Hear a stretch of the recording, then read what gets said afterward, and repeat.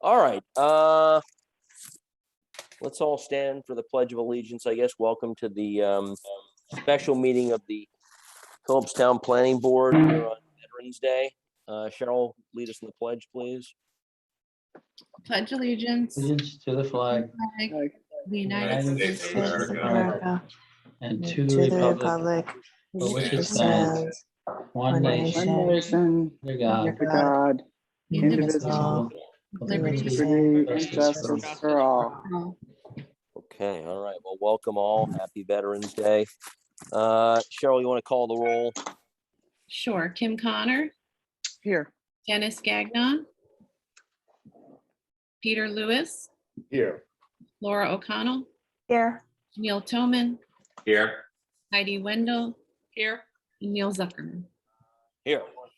Okay, thank you. All right, welcome everyone. I think you can let the applicant and the ARKF folks in. One just sort of mark I'd like to make now we're post-election day. One of our very own took what is one of the more courageous steps one can do in this country and run for office. I want to thank Neil Toman for setting an example for all of us. Neil, I know it's a difficult thing to run. You opened yourself up, and I admire what you did. And I think we all appreciate when those of us in this community stand to take on more. So thank you for running. Thank you for participating. I will quote President Kennedy a few months before he died in 1963. He went in front of Vanderbilt University and gave this fantastic speech. If you haven't heard it, and he basically said, I'll read it briefly. He said, "The educated citizen has an obligation to serve the public." Obviously, this is a university speech he gave. He may be a precinct worker or a president. He may give his talent to the courthouse, the state house, the White House. He may be a civil servant or a senator, a candidate or a campaign worker, a winner or a loser, but he must be a participant and not a spectator. So thank you for what you do. And to my fellow board members, you are also participants, not spectators. And for that, you have the at least my admiration and adoration. Others I don't know, but certainly from me you do. Okay, Thank you, Neil. I like to think that the people I've spoken to overwhelmingly keep me on the planning board. Well, the town board's loss is our win, so welcome back. That was very funny. Well said. All right, so on to tonight's only event. We're going to cover the order as follows.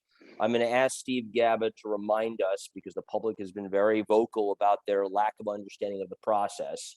So I'm going to ask Steve Gaba, for purposes of absolute clarity, to repeat the process. And if any members of the public are listening, you will now hear it for the nth time what the process is and where we are in it. Secondly, we're going to talk about what we are doing tonight, or at least the process we're in at this moment. We'll be discussing for a few minutes the definition of significance as we are working to define the impact, the significant adverse impact, if there is one, of this proposal. And then third and finally, and most importantly, we're going to start going through by chapter, starting with section 3A, Roman numeral 3A. And as far as we're going to get between around 9:30, so we're going to max out at 2.5 hours. That's when I think people lose their absolute capacity to focus. We're going to get as far as we can. And we're going to do that in 3 minor chapters each. We're going to ask the applicant to comment on that chapter if they'd like to say anything about what either they're proposing or what their mitigations are. Secondly, I'm going to ask ARKF and Ron Gainer to comment then about not only, we've spent a lot of time talking about completeness. Now it's time to talk about what's actually written there as they advise us on that significance.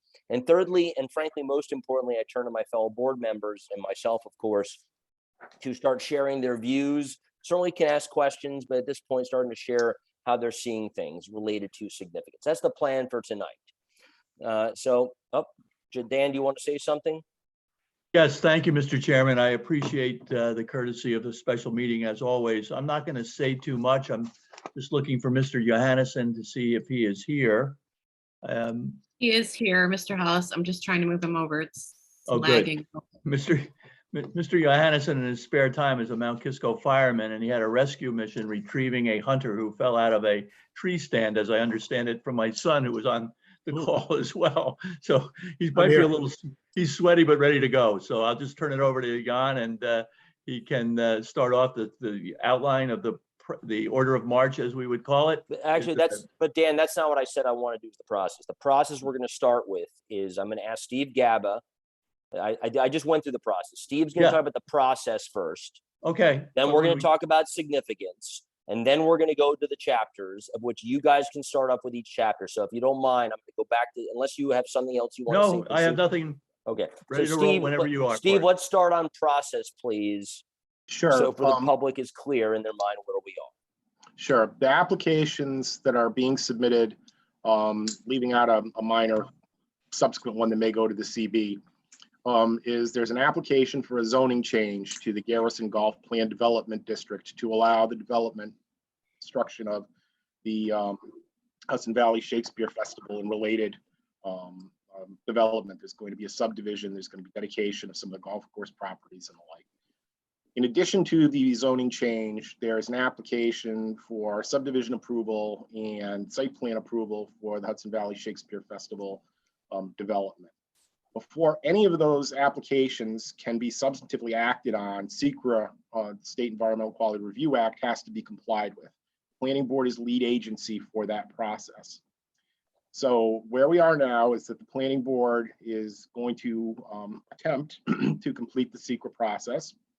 There will be a review of the environmental assessment form, which is what we're going through tonight. There will, I expect, to be a public hearing after that in regard to the project as such. And then the town board will act on the petition for a zoning change. There'll be a public hearing at the town board on the petition for a zoning change.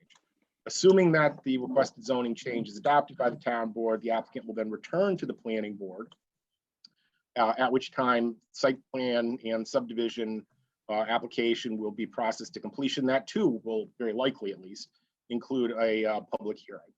And so once this board completes SECRA, the town board completes the zoning change petition, and then you go back to this board for site plan, and the subdivision will be finally in a position to complete review of the project. That clear enough? I think it's well said. Thank you for that. Okay, any questions from board members about the process and where we are at this point?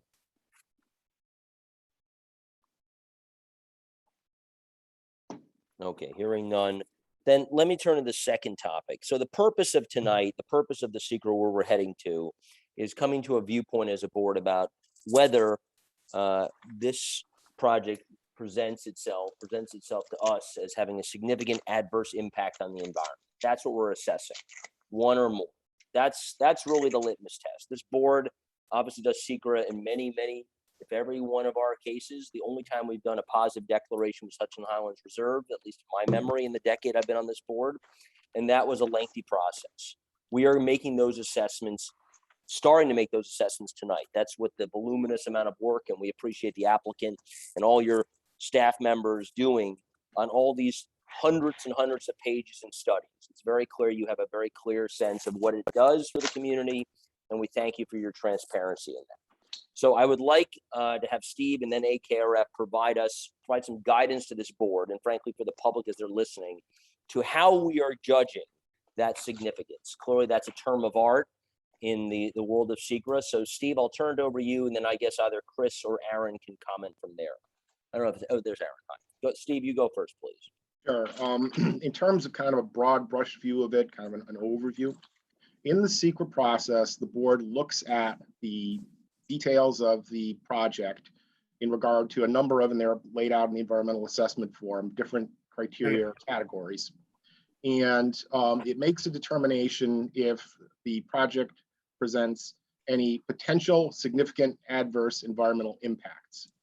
If you find that there are potential significant adverse environmental impacts, you have to then go on to, if there's more than one of them, issue a positive declaration. And as I pointed out to the board, there are some exceptions to that, but generally speaking, issue a positive declaration, and then you go through the environmental impact statement process to determine if they've been mitigated to the maximum extent practical. So where you are now is looking at these various categories or criteria And first off, before even considering significance, determining if there's a potential adverse environmental impact in regard to any of them. If there is no potential adverse environmental impact, you don't have to worry about significance because you found that there isn't going to be any. If you find that there are some potential adverse environmental impacts, you then need to go on to consider whether they're significant or not. And there's a provision, which I'm sure AKRF will go over with you, in the New York State Code of Rules and Regulations, which kind of tries to lay out at least a general criteria for that. But to summarize it as a kind of a practical guide, there's two factors, two overall type of considerations to look at. And the first one is magnitude. Magnitude is a determination of whether or not this impact is going to be something that's big, something that's really, affects a lot of things. And one of the examples that they gave is if you were building a bridge over a river and you were going to wind up with, because you were digging in the banks, sediment going into the stream, okay? Well, is it going to be a lot of sediment? Is it going to be a little bit of sediment? I mean, there's an adverse impact there. There's sediment going into the stream, but is it a big stream? Is it a little stream? How long is this going to go on? Is the sediment going to settle out? Is it going to muddy the creek for years? I mean, these are the things you look at to determine magnitude. And the other thing you look at, it's called importance. So you determine whether it's a big impact or a little impact, and then, well, how significant is it? And the example, again, to go to my bridge and stream is, if you had a stream that was already small and turbid, it didn't have any particular, importance as an environmental impact aside from being, a stream. It's a groundwater drainage facility. It wouldn't matter that much if there was more turbidity added to it. I mean, it depends on the amount of turbidity, but we're talking about magnitude there. It's just not that important a stream. However, if it's a pristine trout spawning stream that you're talking about, even a relatively small amount of turbidity could be a significant adverse environmental impact because, of course, it could harm the trout in their reproductive cycle. So as you're going through this and you're looking at, the various criteria set out in the Code of Rules and Regulations, just kind of keep those two things in mind. What's the magnitude of the impact and how important is it? That's my advice on that. Okay, Aaron, I know you have some views in that. You want to, again, for board members, this is guidance for us as we have the conversation about how to define what matters. That's why I think this is important. It's worth dwelling on it for a couple of minutes. Right. So I think Steve really hit it well. There's also the regulations he's referring to are section 617.7, specifically under subsection C. There's 12 criteria in that section that agencies can rely on, lead agencies can rely on for determining significance. What Steve mentioned about magnitude and importance is also, it's not in the regs, but it's in the guidebook, the Secret Guidebook, Chapter 4, which also is to go in hand with looking over each one of these 12 items, which I think you circulated to the group. I don't think I need to pull it up on the screen. You should all have a copy. But as you're going through each of these topics tonight, these are the list of 12 guiding principles, I guess you can call them, in the regs, which a lot of lead agencies, when they issue a negative declaration, for example, a resolution for one, they list all of those statutorily, in that resolution, and they go one by one, indicating if the project meets those or not. And for a negative declaration, it wouldn't. So just to back up, if I can back up a little bit, where we are now is the process the board has to determine if the potential for impacts that the applicant has identified in that part 2 that you approved, which, some of the items you had checked off as moderate to large because you wanted more information. Part 3 is presenting that additional information and studies that the applicant has conducted. So you have to determine if those potential for those impacts that the applicant identified in the part 2, and then the subsequent technical studies that are presented in part 3 rise to a level of significance that requires a positive deck, while also considering the design and operational components that they're doing as part of the project already to preclude impacts. And for example, those are, they're putting in a traffic signal on their own dime at Snake Hill and Route 9. They're enhancing perimeter buffers in accordance with the scenic protection overlay. There's going to be some level of noise barrier. It's not defined yet, but they're committed to doing some noise mitigation around the tent as part of the site plan approval later. So those are the options. Those are the things you have to look at as you go through this. Like, are these potential impacts being taken care of by what the applicant's proposing as part of the project already to take care of them? So a negative declaration would conclude that there's the potential for impacts would either be avoided or minimized to the maximum extent practicable. We've used that term a lot.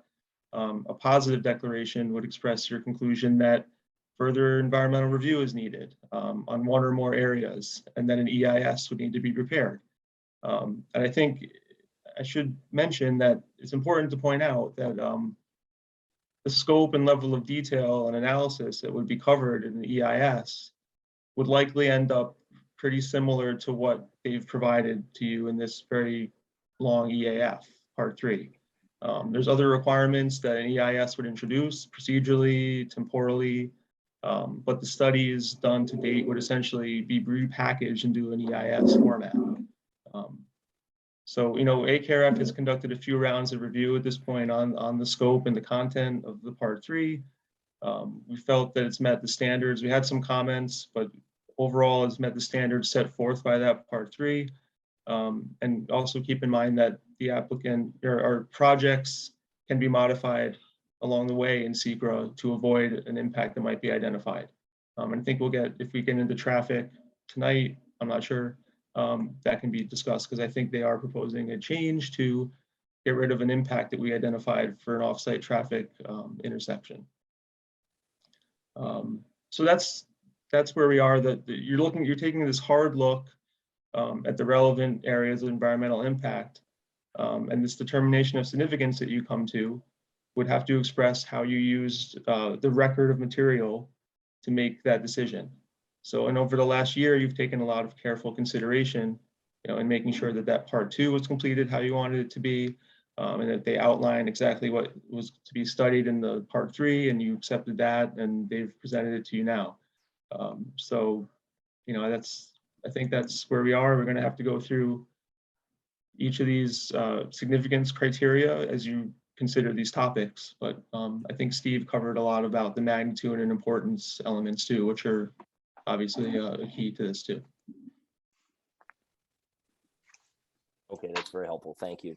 Okay, so let's begin. I think it's fair to skip over the project summary section. I'm not sure that requires its own opening discussion from a secret perspective, although I'm happy to open it up to the applicant and ARKF to comment on that. But my plan, I think the actual content begins in chapter A, and I'll let me pause for 1 second. For the purposes of the public, I don't do this for the applicant. You obviously know your own materials you've created, but I'm going to state this for the applicant, and this will be a visual reference for those. How many people do we have? 12 people who are here who are from the public. So we are referencing 2 binders now. You only have them digitally on our website. We have a September 2021 document, which its magnitude ate up most of the memory of my computer when I was trying to read it digitally. It is a very large binder, 4 inches thick maybe, and voluminous. We're also using a second document, which is less thick. This is a set of responses from the applicant to comments of completeness that ARKF, meaning our advisors, provided them. And so there's additional information. Each one is organized in this format. This format, for those only listening on audio, is the following. There is a chapter called number 1, front end material. I'm not exactly sure what that one is, but Roman numeral 2 is the project summary. Roman numeral 3 is the natural environment. Roman numeral 4 is the human environment. Each of those has A through O chapters. Section Roman numeral 3 is A through F, and Roman numeral 4 is G through O. What we plan to do this evening is walk through A, B, C, D, E, et cetera, and have a conversation around each one. That is how the applicant has organized the materials, and I think that's a substantially clear way of having the conversation. So what we're going to do, again, I'll repeat this, is I'm going to turn to the applicant for each letter, comment how they would like. AKRF and Ron Gainer provide the board their viewpoints of what's written here, not completeness, but perspective. And then finally, and most importantly, the board members will then comment and or ask more questions. So that's the order of operations. So I'm sorry, my daughter is calling me from the house. I'm sorry, give me 1 second.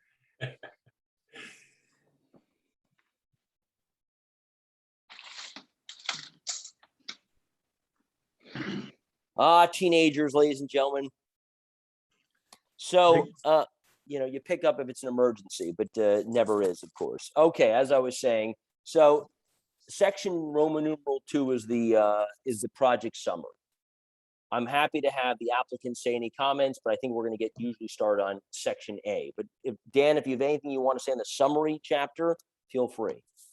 I'll turn it over to Jan, Mr. Chairman, and he'll take it from here as to how he wants to answer that particular question or jump to the next point.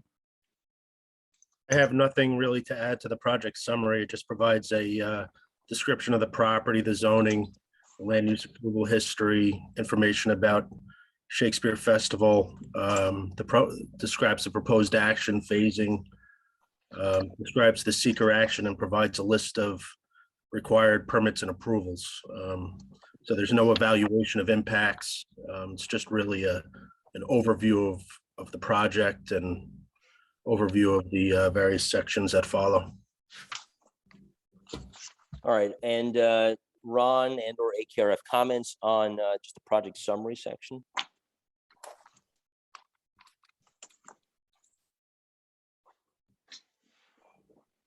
No? Nothing hasn't already been covered by their All right. responses. Yeah. Board members, anything on the project summary, or do you want to get right to chapter A? Well, Neil, Heidi, if please. we have overview type questions, should they come up now or? Well, you know, I'm not going to be dogmatic. You can ask your overview questions now, later, anytime you want. But I think this is certainly a good topic because we are definitely in overview land in chapter Roman numeral 2. So feel free. Well, I guess in terms of overview questions, I have a few. One is whether so there's discussion in the project summary about the timing, the project completion dates, and the timing of the various phases. And I guess one question I have is, and I may have missed something because I think from what I saw in the materials, it's not like this traffic light is a done deal yet. Maybe it is, but I have a question as to, is the project feasible as described in the overview with these project completion dates? If the signal doesn't happen, or is it entirely dependent on that happening as a complete project, as opposed to like the initial phase? I mean, I would say every time I read these materials, I feel like the project's gotten bigger somehow. And maybe it's just the detail makes it feel like it's gotten bigger. But reading this most recent, the Philipstown version, it just seems like I would love to see the project like reassessed after each phase, but I don't know if that's possible. But in terms of that, like, it does seem like the whole thing is dependent on there being a traffic signal. And I didn't see materials, but I may have missed them again. They weren't in the binder, I don't think, or the Philipstown material, but maybe they came afterwards, showing that that's a done deal. There's definitely going to be traffic light, as opposed to like, I don't know, it says like the cops will, direct traffic, which I find hard. That seems difficult to imagine, but I've only lived here for 3 years. So maybe that happens. Maybe that's common. I didn't think that we had that many cops, but that's an overview question, whether the project is feasible if the traffic light doesn't happen, for sure. And like, if you look at what the time frame is for the traffic light, I didn't entirely understand. So it seems like the project would start being built before the traffic light approvals have even happened.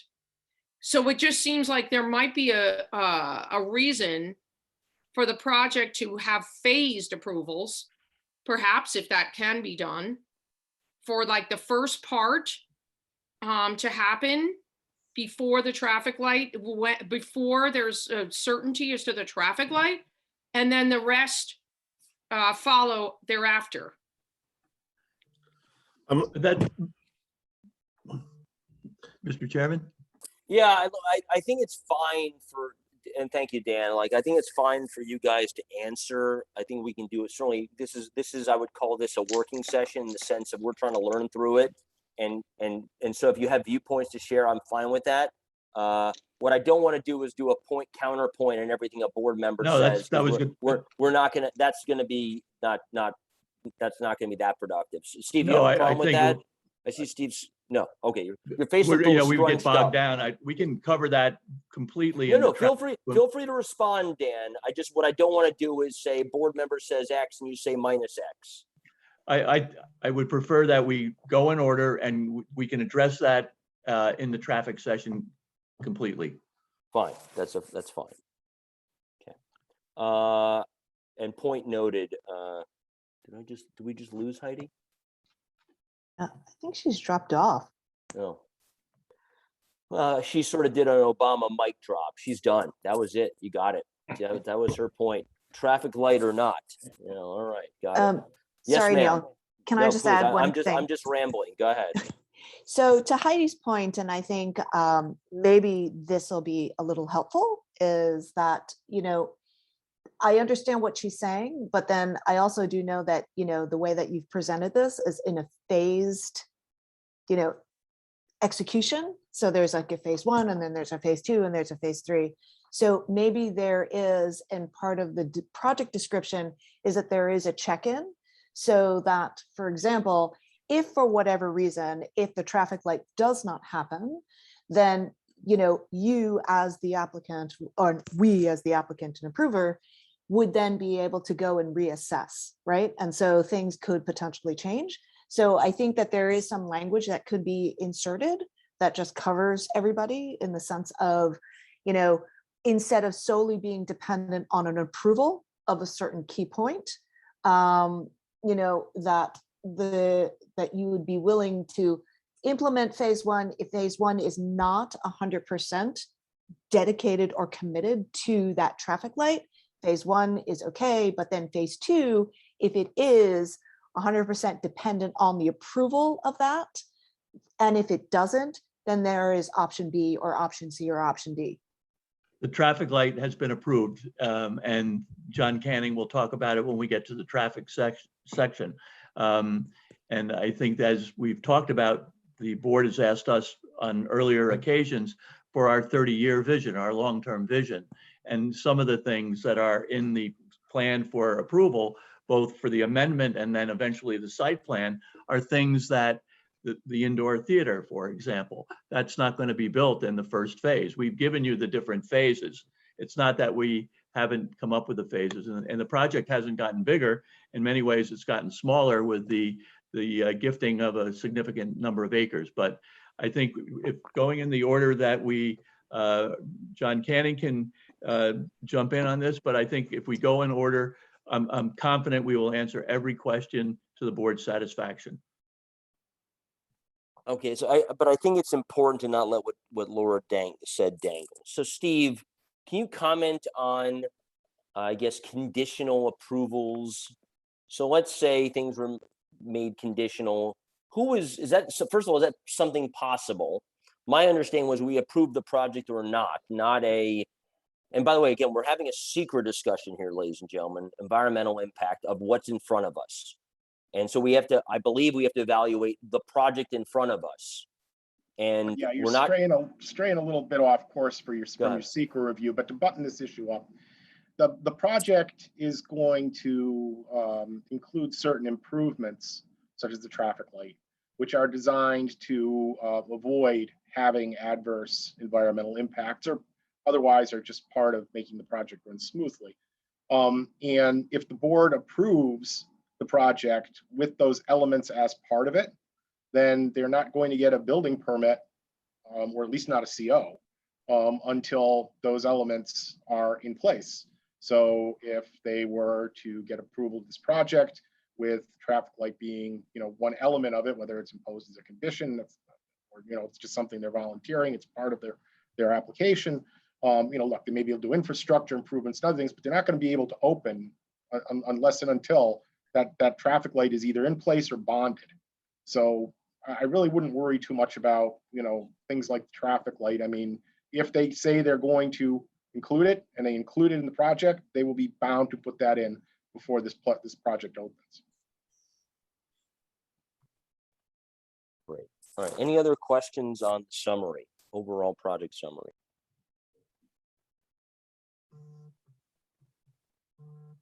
Okay, hearing none. All right, let's jump into Chapter A. And if you're following along, it's actually technically Roman numeral 3, Chapter A, just to make it a little more complicated. So as I said, the order of operations here, applicant, Dan, Jan, anyone else, do you have any comments to make about the chapter? Anything you want to highlight or mention or discuss? Jan? I'm happy to give an overview of the chapter if you like, Mr. Chairman. If not, we can jump right into your comments. Well, again, I'm asking you, I'm giving you the opportunity to make, I'm not going to force you to say things. You don't have to just read. Is there anything you guys want to say? This is the moment. Nothing of importance, no. I would just overview the chapter if you like. I'm sure it's important. All right, so then let's start, as I mentioned, let's start with then AKRF and Ron, whatever order you guys want to give us some guidance, some advice, some viewpoints on what is written here relative to our mission tonight, please. So as part of the outline for the Part 3 scope, which this follows, they take a look at the existing PDD that's approved for the property, that's existing and approved since 2005, comparison of the project to that, what's new, what's being removed. They also talk about the consistency with applicable community plans and zoning applicable to the site. So they talk about the scenic protection overlay district, they talk and the compliance with that, how they're proposing to meet the requirements of that. The open space conservation zone, they have some language about that as well. But overall, they're proposing amendments to an already existing PDD. So they're changing zoning that's specific to this property with some additional uses. There's no comprehensive plan recommendation specific to this property. So there wasn't any, issue of inconsistency with the comp plan. It's a private recreation use currently. So it's not like a public park. So that for all these reasons, they analyze the project's consistency with all these things. There's really no impact or mitigation identified with regard to land use and zoning. Mr. Chairman, I'll just state that and reiterate that we didn't identify any impacts, or we're not proposing any additional mitigation in regards to this section, mainly because our project is completely consistent with the town's comprehensive plan, both the one that's on record and the one that's being proposed, and also because of the tight controls that we expect that will take place within the PDD law and the conservation declaration that we're proposing, along with the 73.7 acres that are going to be permanently preserved through the project. Those are the reasons why no mitigation is proposed as part of this section. Thank you. Ron, comments about the significance and adverse impact, if at all, tied to land use, zoning, and layout, please.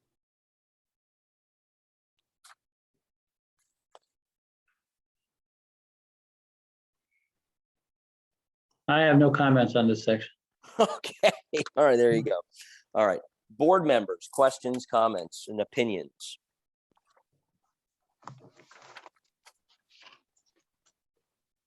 Raise your hand if you'd like to say something. Peter, go ahead, please. I guess I have a few things, particularly when it comes to significant adverse impact on the environment. Things that are mostly just confused in my mind We've probably got the material here. I've got a huge pile that I've tried to work through. But there were a number of things that were troubling to me. Most of all, from the very first day, was traffic and was getting the light up. I thought that was a hugely important thing.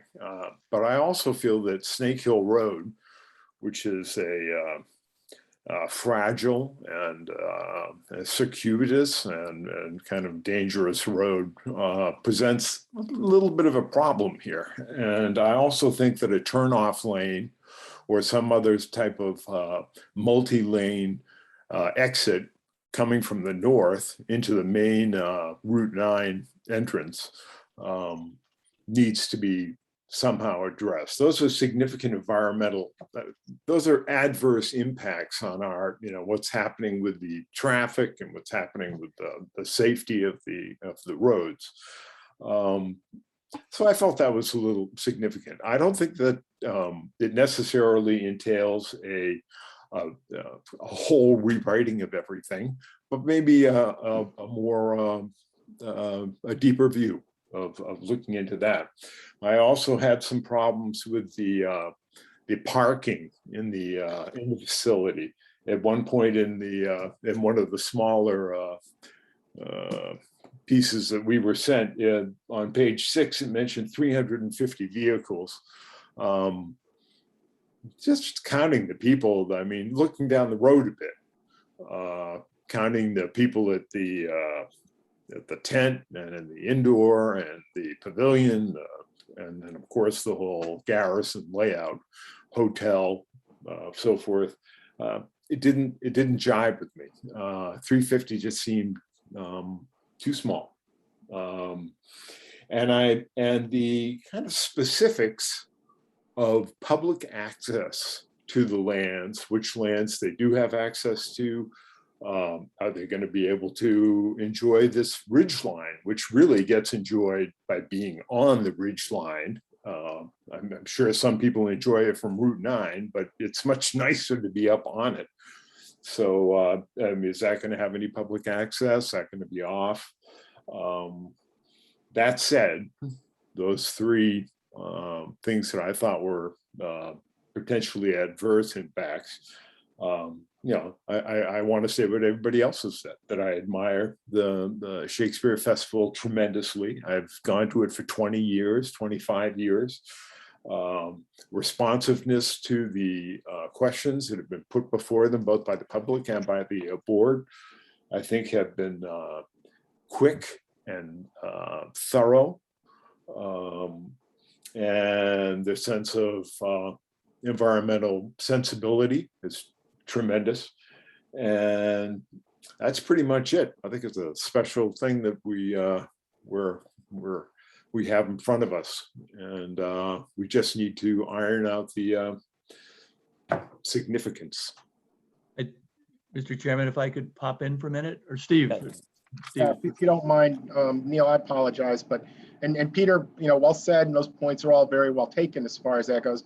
But as I understand the process that we're trying to go through now, we have all these different sections, and we're going to look at them one at a time. And if you had here a comment on the consistency of the plan with the town's zoning and land use, now would be the time to raise that. The only problem, Steve, is this, in defense of Peter, is this chapter in its design does talk about traffic, for example, at length on page 23, for example. There's a whole, so I'm with you.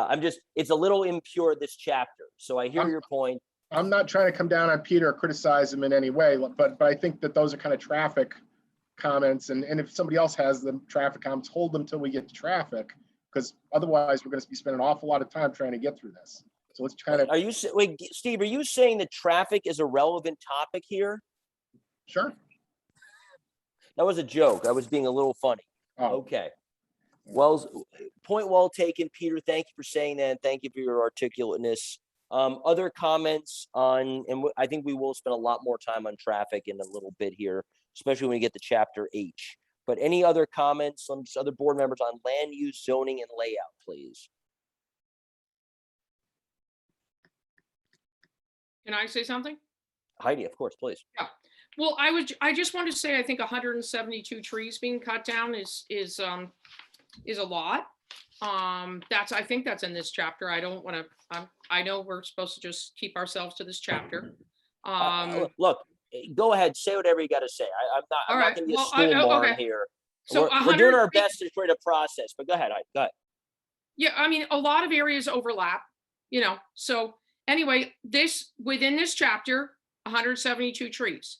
Like that's a lot of trees, and I realize, and I'm very grateful that there's going to be, as a resident of this area, that there's going to be a lot of land preserved for conservation, which is huge, really, really major. But still, as part of our process, I just note that 172 trees being cut down is a lot of trees. And I'm just wondering again, is it possible to phase that process where everything to me here in this project, just as an overview issue, seems to me about the phasing. I know I think I was talking about this before, and I like lost consciousness because my power died, but and I'm back. But anyway, unfortunately, perhaps for everyone, but the like if that's going to happen in a phased approach where just like some trees are cut down, some are planted, then some more trees get cut down. I mean, it's kind of similar to, but 172 trees, if they're not done sensitively, seems to me like a lot of trees, and much more than I realized were going to be cut down before seeing this material. I know that there's going to be, obviously there's going to be a beautiful meadow, hopefully, as proposed. So there's like very many lovely features that will sort of counterbalance the loss of the trees. But for example, like every tree is not created equally. When you drive in at Snake Hill Road to this site, you see these absolutely magnificent, really old trees. How many of those sort of like very old, beautiful, very special trees will be cut down, and how many are just sort of like junk trees that are not even native species? It might be interesting to have it divided up into what's, an ailanthus tree that should be cut down, and what's an old, like not old growth necessarily, but second growth or something, a huge tree, and just special tree, like say a white pine or something. And then the other comment I have, because I don't want to, but on page, for example, 8 of the velo-bound copy, there's a lot of discussion in this document of theater singular, but it's my understanding now there's definitely going to be 2 theaters operating kind of like event, like at least in the second phase at the same time, the outdoor theater and the indoor theater. I don't entirely understand why there's 2, but that's not my business probably. But but they're operating like during the summer season. I would have thought that the indoor was going to be operating like when the outdoor can't operate or something, but it doesn't look that way. It's like both are operating at once. So, but there's a lot of reference to theater singular, like at the bottom second to last paragraph on page 8, whereas it really should say theaters, because it's going to be multiple theaters, so 6 nights per week when the theaters are operational. Heidi, can I just one navigation point? Yeah. Can we we have 2 different books we're looking at. One the is velo-bound. Yeah, you keep using that term. I'm not familiar with velo is. Which one? All right, sorry. Whatever, that must be a lawyer term. So it is. Sorry. Are you talking about this? You're talking about this one is the velo-bound? Yes, that one. Yes, okay, yes. I'm sorry. Thank you. That's okay. Yeah, that's okay. We got people following along at home also who are on digital only. They don't have the books anyway, so we can just be more. That's fine. Well, okay, so I'll give you the date. It's the one that it says. So it's entitled Expanded EAS, Expanded Environmental Assessment Form, and it says July 2021, revised September 2021, revised October 2021, and it's on page 8. Yes, this is but the there's AKRF a lot of responses, references in this thing to theater singular, but actually during the peak season, it's theaters plural, and that's like, and I think that's why I say it sort of almost feels to me like the project kind of in some ways expanded, because I thought that the winter that the indoor theater might be sort of more active when the outdoor theater wasn't active. But I guess now there's 6 nights a week, it's gonna be both. Right? Or That's- 6 days or something? So hold on, Dan, hold on. We can go, I want to just focus on, if you're going to respond to what the facts are, that's fine, but Heidi is expressing opinions as well. And what I do not want to do is have point counterpoint on. Heidi says there's a lot going on, and you guys say there's not a lot going on. So I just want to separate points of fact from points of perspective at this point. So if you've got, you want to clarify for her what's on these pages? No, I don't want to debate point for point, because while 170 trees might be going down, 250 are going to be going in. So that's not what I want to do. But this is an overview section that we're critiquing right now. And in the more specific section, there's elaboration, quite a bit of elaboration that Jan and our team has worked hard to put together, and we'll explain every bit of it. Each point that's been raised in sort of not out of context, but out of order, is all contained in our presentation. Dan, I don't think that's fair. I mean, in this section 3A, Roman numeral 3, letter A, land use, zoning and layout, it has paragraphs explaining the use of each building. And I think that is totally within the purview of discussing in this chapter what is, starting on page 19 and 20 and 21, what the purpose of each of these buildings are. I think that is not out of order at all. I think Heidi's asking actually a really good question. Not out of order by improper, but out of sequence. Well, again, we're in chapter, again, well, let's let other board members comment, because I will have a similar line of questions, which is exactly tied to 3A and some of the purposes of these buildings. I think that, in fact, I think in 3A is where you have your wheel picture of the calendar in a wheel, I think. Is that right? Yeah. I'm not sure. It right? is So in 3A. Right. So that is not out of order. It is not out of sequence. It is actually exactly on point. I don't know. I think I can't remember which book it's in, where the little wheel is. It's in the Velobound, it's what I'm calling the Velobound book. It's this page, it's on my page 11. 11. Thank you. Thank you. Right. That's Can I just- October session. Sorry, can I just say one thing? I think what we're all basically saying is this, right? So there might be a phased approach in the way that, the applicant is looking at, like ramping up. I think what the project summary needs to articulate is, what is your max at 100% completion? So what is your overall operations? What are you looking to do? What do you consider your full season for full 12 months? What are you operating at full capacity? And then that should actually just be the benchmark and the baseline.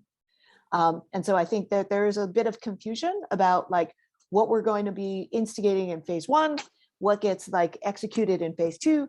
And I think what we're all trying to say, if I understand correctly, is ultimately, I don't care how many phases it is, you're going to complete the project. At the end of the project, you'll have like, X amount of theaters, X amount of buildings, X amount of use, X amount of maximum, X amount of traffic, X amount of parking. And that's what we just need to basically have this section be reflective of.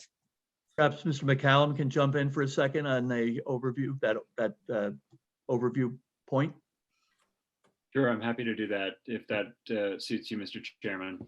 Yeah, look, I think personally, I actually think you do exactly what Laura's asking for in this chapter. I think when we get to, for example, page 14, where we start going through all the buildings 1 through 12, or the table on, which is not numbered, but before page 19, and you have the 2 large tables of the additions that are all in green, or we get to the description of the proposed buildings on 19, 20, 21, 22, and 23. I think my guess, those are all end state buildings, whatever phase they are. And so I don't know if you need to enumerate them for us. I think we need to discuss them all. Okay, very good. So I let other board members questions. I think Laura, I'd like to pursue that line of discussion in a moment with what are some of the uses of each of these buildings. And again, when I was saying those page numbers, I'm talking about the original document from 7 September, which is in chapter 3A. Other questions on 3A or opinions on 3A?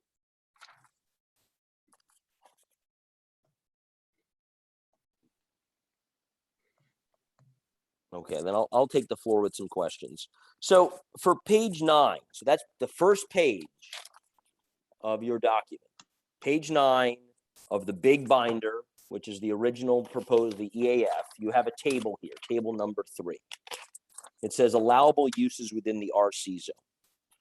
And maybe this is more for AKRF and Ron. What uses that are currently allowable in the RC are not allowed, which of the features of your project, regardless of phase, because I'm not worrying about phase, what features of your project are not currently allowable in the RC zone?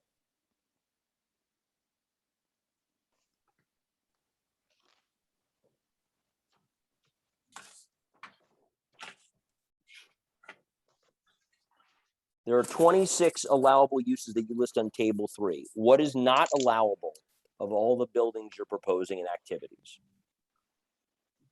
The theatrics. Can you say more than the theater? You mean like people joke you can't laugh in the RC zone?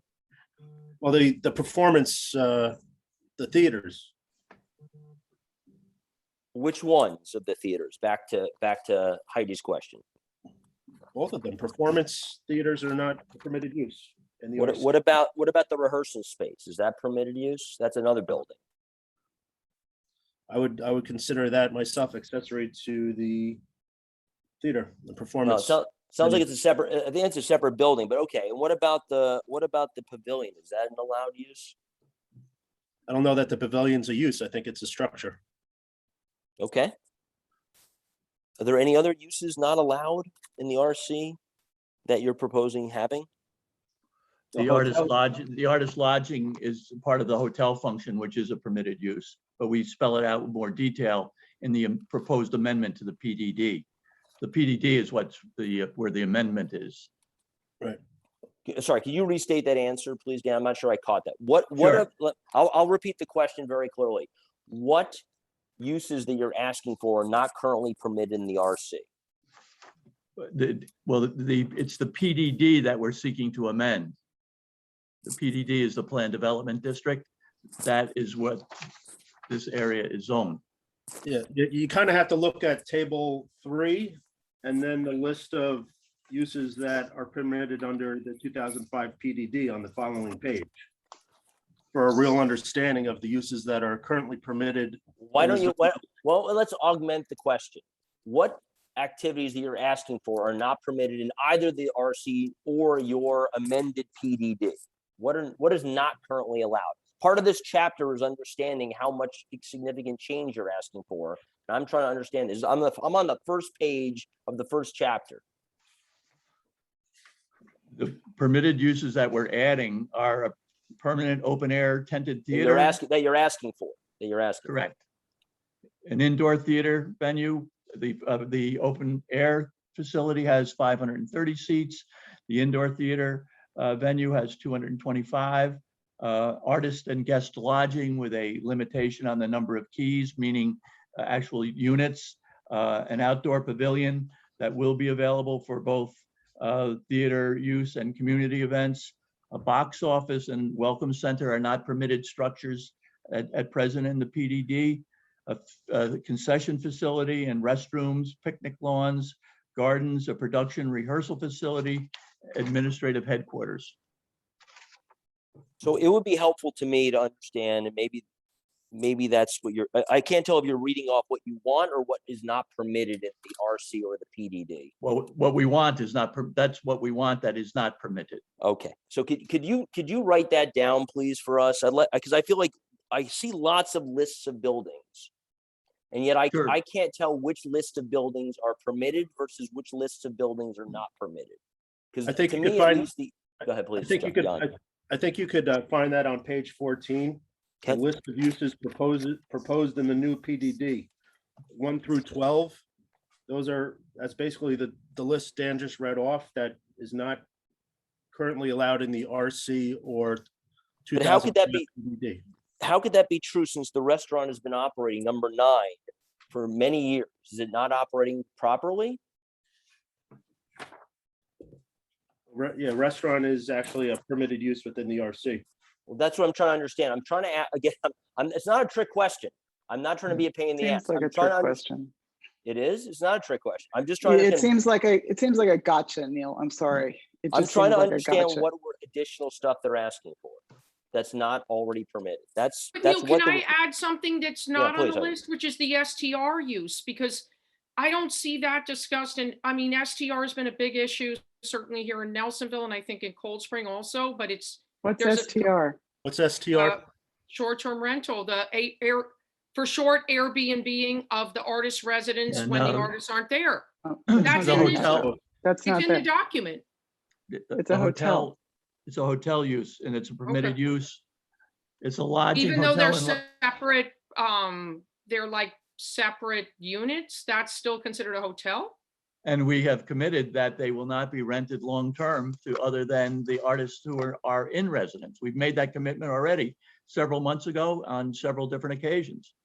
Oh, I thought, well, okay, so the Velobound document says that when the artists aren't there, I guess I must be behind the times, because when in this Velobound thing, it says when the artists aren't there, there could be short-term rentals of those spaces when the artists aren't present. It's Am part of I- the ho- that's that's not part of the happening? hotel. As a hotel. It's Wow, as a hotel. how, so why is that different from an STR in Cold Spring or Nelsonville? Because those are individually operated by individual people. Yeah, they're not Not hotels. by an organization. Okay, They're not a hotel. Okay, Sorry to break in like this, but we're just, no, I appreciate it. I'm finding this process excruciating. well, it's going to be excruciating, Kim, because there's a lot to go How many through. meetings like this are we gonna have? I don't know. I can't count that. All right. So let me go to my next question, which is I have a couple of buildings I feel like we haven't talked about. You may have mentioned them, but I'm not that familiar with them. Can you explain the rehearsal building, which is on page 20 and 21? And what's its use and when is it going to be used? I can jump in on that, Dan. Yeah, please do, Davis. It's a barn-like structure adjacent to the current existing cottage. And it would be with, I think, 2 rehearsal spaces for rehearsing theatrical productions. And there'd be a small office space inside for stage managers. That's really it. It's a very simple structure. It'd be used during the daytime for rehearsing plays. I think it is important, and we'll get to this when we get to traffic. It's really important for us to be clear about what's being used when. Because what I don't want to do is make assessments of traffic and then find out that this will become the equivalent of the off-Broadway location at night as well.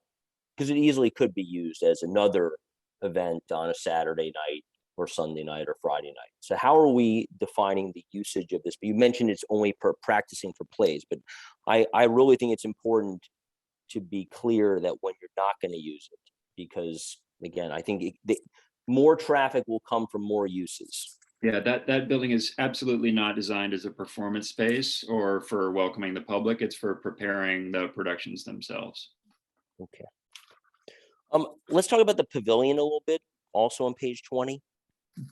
So the pavilion, and again, this just gets all interrelated. The pavilion, if you look at, it's a chart that John put together, where it sort of helps. You can't actually, no human being can actually read this on paper, but it is John's traffic study or traffic counts.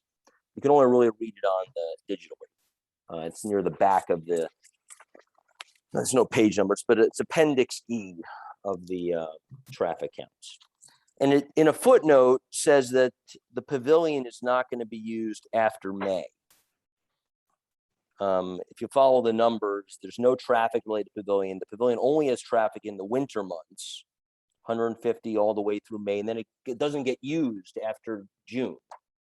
And it's unused, the pavilion, all summer. And then it gets used again, the pavilion, in October on. Mr. Chairman? Yep. Yeah, so I put that together. I apologize for the size of the print, but the intent of that, and I think we've made it clear, and if we haven't, we should have, is that we recognize that when you have a banquet and when you have a restaurant and when you have 2 performances in the theaters, we do not want to have people at the pavilion as well. And we have committed, and the pavilion will be used by people at the banquet. They'll be going out to the pavilion and then into the thing. So we've committed not to use the pavilion on days when there's a lot of stuff going on, when there's a banquet or performances. The table shows that there's nothing going on from May through November or May through October, because I'm looking at days when there's stuff going on. So that's not to say that we couldn't use the pavilion, or the community couldn't use the pavilion on a Monday when there's nothing going on, or even on a Wednesday when there's nothing going on. So I just want to make that point. So that's helpful, because I don't remember where it is in the book. There's a description of the pavilion's role as being for pre-show discussions or pre-show. I don't remember the exact language. I'll pull it out as we get through. But you have a 0 for traffic. And again, I'm just trying to understand the usage. Yep. If in fact the pavilion is for pre-show discussions, I don't have the verbiage in front of me. There is obviously, there are people that could be attending the pavilion who may not be staying later or coming to the pavilion later on for usage. And again, I'm trying to understand its use, because So I don't think that is the case. I think the intent is that if there's a special performance, and I don't know Davis's business, but they have a special performance, and let's say they happen to have the author of a play that's being performed there, he may meet in the pavilion beforehand, and so you could come early if you're going to the performance and meet him. But it's the intent is not to have activities at the pavilion that will add to traffic when there's multiple other activities going on at the site. And also, I believe Chip indicated that many weddings like to use the pavilion, and so they would schedule that you could go out and get your photographs taken in the pavilion, or cocktails in the pavilion, whatever it is. But the intent is not to use the pavilion and generate more traffic and parking on days when there's busy activities at the site, and that's what we're committed to, and that's what's in the event management plan. And it's simply stated, the pavilion's not a separate and distinct use. It's ancillary to the uses already there or that would be approved. the only question that I'd ask you then is why then in John's traffic count is there a separate 150 people in the winter months for the pavilion? Because at that time there may be no events coming, and people could come there for a Veterans Day ceremony, for example, if there's no theater going on, or a wedding. Or there could be smaller events, Dan. We're not saying that the community can't use. We want the pavilion to be used by the community when it can be used without causing a problem. So during the winter months, there's no outdoor theater. So there's a lot less activities. So you could have an event at the pavilion almost any day. And so we just want to make sure that that's what the board understands, and that's what the community will get out of the pavilion. Okay, that's helpful, thank you. My last one on this topic is, I want to pick up on one point Heidi made. This is at page 11 of the ARKF answers, this wheel that you have. This wheel talks about the usage of the two theaters. It does not talk about the pavilion usage, but you've just described that usage. So can you just, for purposes of clarity, describe the calendar, please, for everyone here? Sure. I effectively want you to restate what's on this chart for the purposes of the board. Sure. I don't have that exact page in front of me, Mr. Chairman, but I created it, so I feel. Well, there you go. Then you know it, Davis. It really reflects that right now our performances are run just June, July, and August in the open air theater. And what we're proposing is extending that season in the open air theater so that it would run to roughly Indigenous Peoples Day, say October 15th. And in a future where the second indoor theater comes online, and as everyone knows, that's in a separate future phase, performances would also end right around October 15th. But they could start earlier in the springtime and perform in April and May before the open air theater comes online for performances in June. We also suggested that the indoor theater could be used for a holiday show for a very short run in December. So I wanted to create that document so people had a sense of when public performances were going to be held and to address the concern that the indoor theater was going to be hosting performances 6 nights a week, 52 weeks in a year, which isn't our intent at all. And to the question that came up earlier about why the 2 theaters would be performing at the same time of year, why there would be nights where there would be performances in both theaters. We think that's part of what makes the festival really appealing and attractive, is that there could be different things happening in different theaters, and that those 2 audiences and those 2 experiences could be very complementary. They could share a picnic, and some people would be going to the smaller theater to see a challenging new play with 4 or 5 actors, and others would be seeing a traditional Shakespeare play in the open air tent, and that those audiences would get to intermingle, and there'd be a sense that it's there's a real cross-pollination effect that we hope will happen there. But just to be clear, thank you. But just to be clear, there will not be simultaneously then 2 other plays, one going in the pavilion and one going on in the rehearsal space. No, absolutely not. And I really want to be very clear about that. The pavilion is not designed or intended as a 3rd performance space. And that's why in Mr. Canning's traffic report, there's not an incremental audience that's coming to the pavilion. And the rehearsal space will never be used for public performances. It's for the rehearsal and the creation of the plays that we hope will be presented in the 2 public performance venues, the open air tent and the indoor smaller theater in the round. Thank you. Okay. Any other questions? Yes. Can I Peter. have one Please, question? Peter. I'm Go ahead. a little confused about pavilions here. We have the open air pavilion, which I'm not sure is the big tent, or I thought we were talking earlier on, very early, of almost a completely exposed outdoor Grecian theater type structure. Is that still under consideration, or is that just a hallucination of mine? No, I don't think it's a hallucination at all. It's intended to be a covered open air structure, an improved version of the terrace grill that's on roughly that same part of the site now. It has a really wonderful view of the river there. It could be of use to the events and wedding business, and it could be a place where school groups who are coming to see the plays in the fall could have, an outdoor box lunch before they see a school matinee. And it could be a place where audiences could have exactly the kind of event that Mr. Canning was speaking about earlier, a chance to have a conversation with a costume designer or with a playwright before seeing their work on one of the stages that evening. That's great. No, that's a good idea. Thank you. Okay. Any other questions on A? Okay. Let's go to B. Over to you, Dan. Geology John. and soils. Sure, this chapter describes and maps the on-site soils on the subject property. It provides a earthwork analysis or a cut and fill calculation, which really results or identifies a net cut of 1,726 cubic yards. We have a cut and fill map in this section that lays over our areas of cut and fill that are color coded over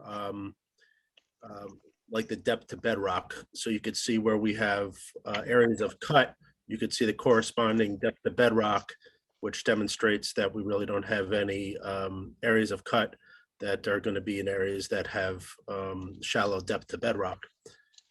We quantify and map the limits of disturbance, which is calculated to be 45.9 acres. We identify on-site soil characteristics such as depth to water, bedrock, erosion potential, permeability, construction limitations. We quantify the disturbance in each on-site soil type. We evaluate the need for blasting, which is extremely unlikely given our depth to bedrock. But if in the off chance it's required, we identify the applicable regulations that we would utilize. Impacts into geology and soils are typically related to dust and erosion, and the mitigation is the implementation of our stormwater pollution prevention plan.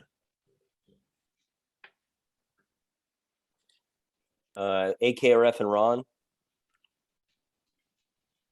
Nothing from AKRF. We deferred a lot of this to Ron in our memos, and we reviewed, for SWIP and soil considerations. Yeah, as Aaron indicates, we're still attempting to work with the applicant's consultants to resolve the basic parameters of the stormwater prevention plan. Given that it's a 200-acre site, I have little doubt that the mitigation measures proposed will certainly fit on the site.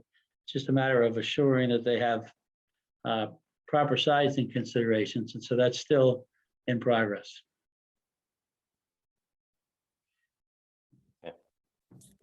Board members, questions on B, on geology and soils?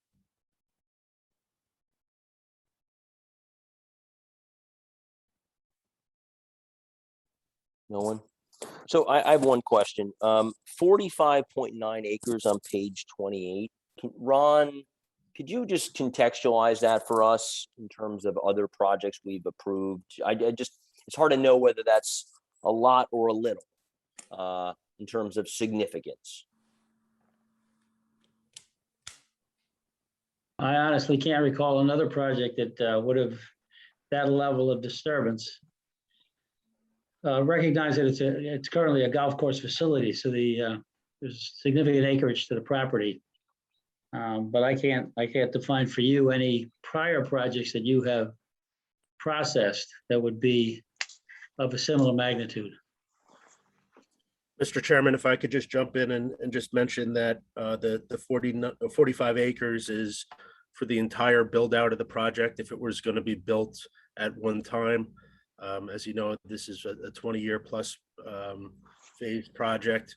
And also there's limitations that we have in here regarding the amount of disturbance that would occur at one time, which is 5 acres. No more than 5 acres of disturbance would occur at any given time.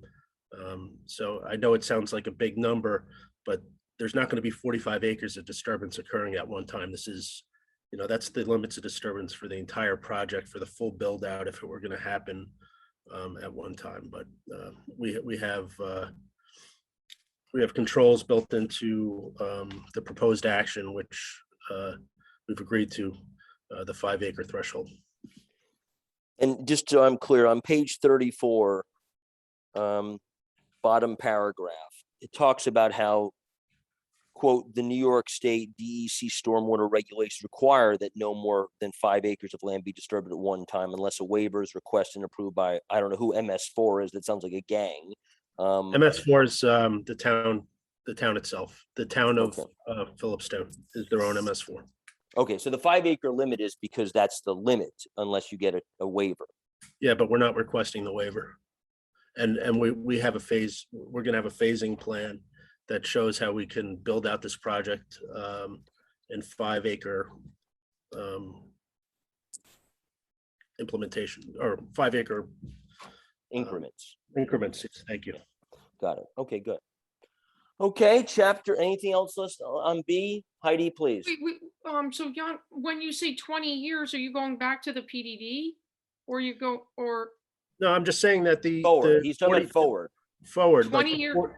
Well, I'm just saying we don't know when the say the indoor theater is going to get constructed, or the artist lodging, or the hotel. I mean, your guess is as good as mine. But when we evaluated this project under seeker, we looked at it as if in the worst case scenario you disturbed everything at one time, and that would be the 45 acres. But that's not going to happen. Okay, thank you.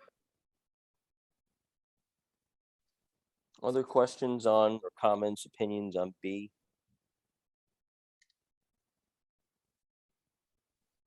Okay, let's go to topography and slopes. Dan or Jan? Yeah. The section starts out with just a description of the general topography of the site. We provide a slopes analysis with corresponding mapping. We discuss the impacts of the project in the context of the town steep slope regulations and the need for a special use permit to allow us to disturb slopes 20% or greater.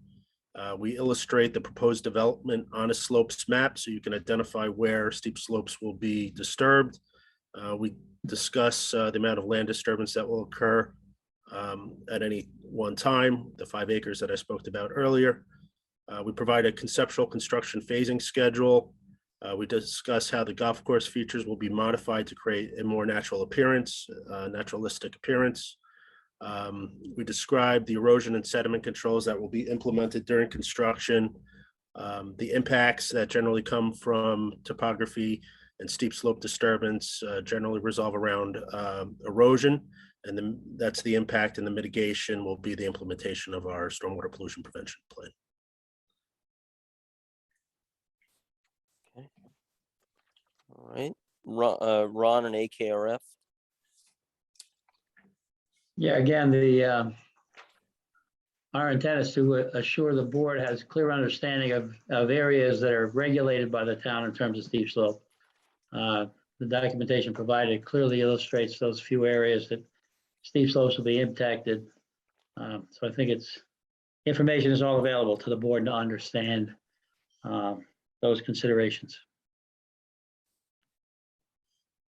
And I guess also, but part of our ask of you, both Ron and AKRF, is to also give us your viewpoint on the significance, if there is one, on it. Do you have any views on that you want to share? Again, it's the decision recognized ultimately the board will make, but in our view, there's clear understanding of those few areas that steep slopes will be impacted. It drives the need for a special permit. And that's an issue that you've dealt with in various other projects as well. So it's really a matter for your understanding, but I think the documentation is clear, and it's for you to determine if you believe it to be significant. I think the plans illustrate what you need to see.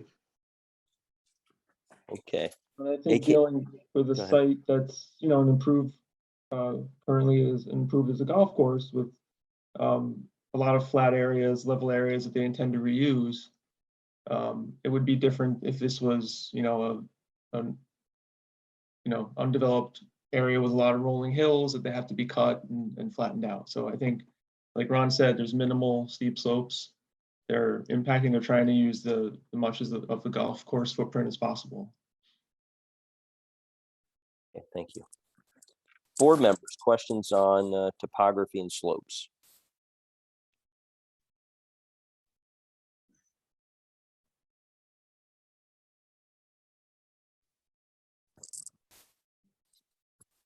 Any questions? Just on page 35, it's a very helpful table. Your construction phase, 14 phases. Number 12 is the driveway over the dam. I think we'll get to this in the wetland section. It's also referred to as a bridge in different places. Could you, I don't know if this is the right place, maybe we can talk about wetlands and water courses. I'm happy to discuss in any place, in either place, but I would like to hear a bit more about this bridge or driveway, whichever one you're calling it. And given that that area is a narrow area, it's got a ravine off to the west side, it's got water on the east side, it's a pretty narrow place. I would call that tricky, to use a non-professional term. So I don't know if this is the right moment for you guys to give us a little bit more about the significance of that bridge / driveway. But I would like to hear about that at some point, either now or in wetlands and water courses. Okay, there are actually two different things. In that table, you referenced table 10 on page 35, the highlighted phase 12 half-acre disturbance driveway over dam.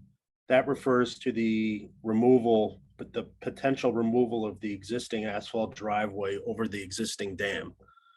The bridge is the bridge that would go over the water course for our new driveway off Snake Hill Road. So there are two different components. I'm actually confused, unfortunately, on the difference between those two. I thought that's the same physical location. So I don't know if maybe that's okay. where you could. Okay, so So when you maybe go this is where in, maybe you could put up a graphic and point to it. Yes. That would be helpful if possible. that would be very helpful if I had one ready to go. Could we continue to talk a little bit Yeah, about? we can continue to talk. I'm sorry. Yeah, that's fine. But just the existing driveway off Snake Hill Road, the way you get into the site from Snake Hill Road goes over the existing dam. There's a you know, fairly narrow asphalt driveway. That is no longer going to be an entrance to the site when we construct our new access road further down Snake Hill Road. That's going to have much better sight distance. Is one of the reasons why we're constructing a new access road. Also be two-way traffic. That is kind of in the middle of that existing fairway between the dam and that lower green. And that's going to require a stream crossing, which is going to be in the form of an elevated or span bridge. Thank you, whoever's putting that up. That's fantastic. So can you just describe, I'm getting confused on the visual of where that number 23 is. There is a steep hill. Arthur Ross, who's trying to get on this call, lives, I think, right across from 23 on the south side of the road. Exactly. So just help me understand what houses are where. Mr. Rappel J lives, I think, directly across from the current entrance. So where is that in terms of the land? I'm just confused, and I'm sorry, because we didn't walk that area at all. I don't think we did. I'm pretty sure we did not walk that. Yeah, it's in the area of an existing golf cart bridge. If you've ever been down there, and it is across from a residence, and it's further down the road than the church.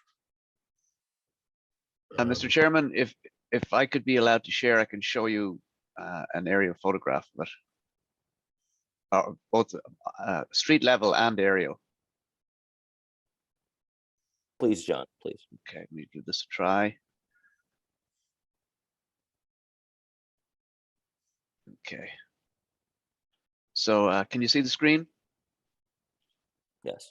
Okay, so the driveway is going to come in at about this location across the green. So it's not directly opposite this driveway. It's not directly opposite this driveway. And it's going to go across the green, across the stream in the location of the existing path. And then it's going to turn and it's going to follow the fairway and stay out of the wetlands and connect up somewhere in this location. And then just to give you a sense of where it is at grade, if I can move this over here.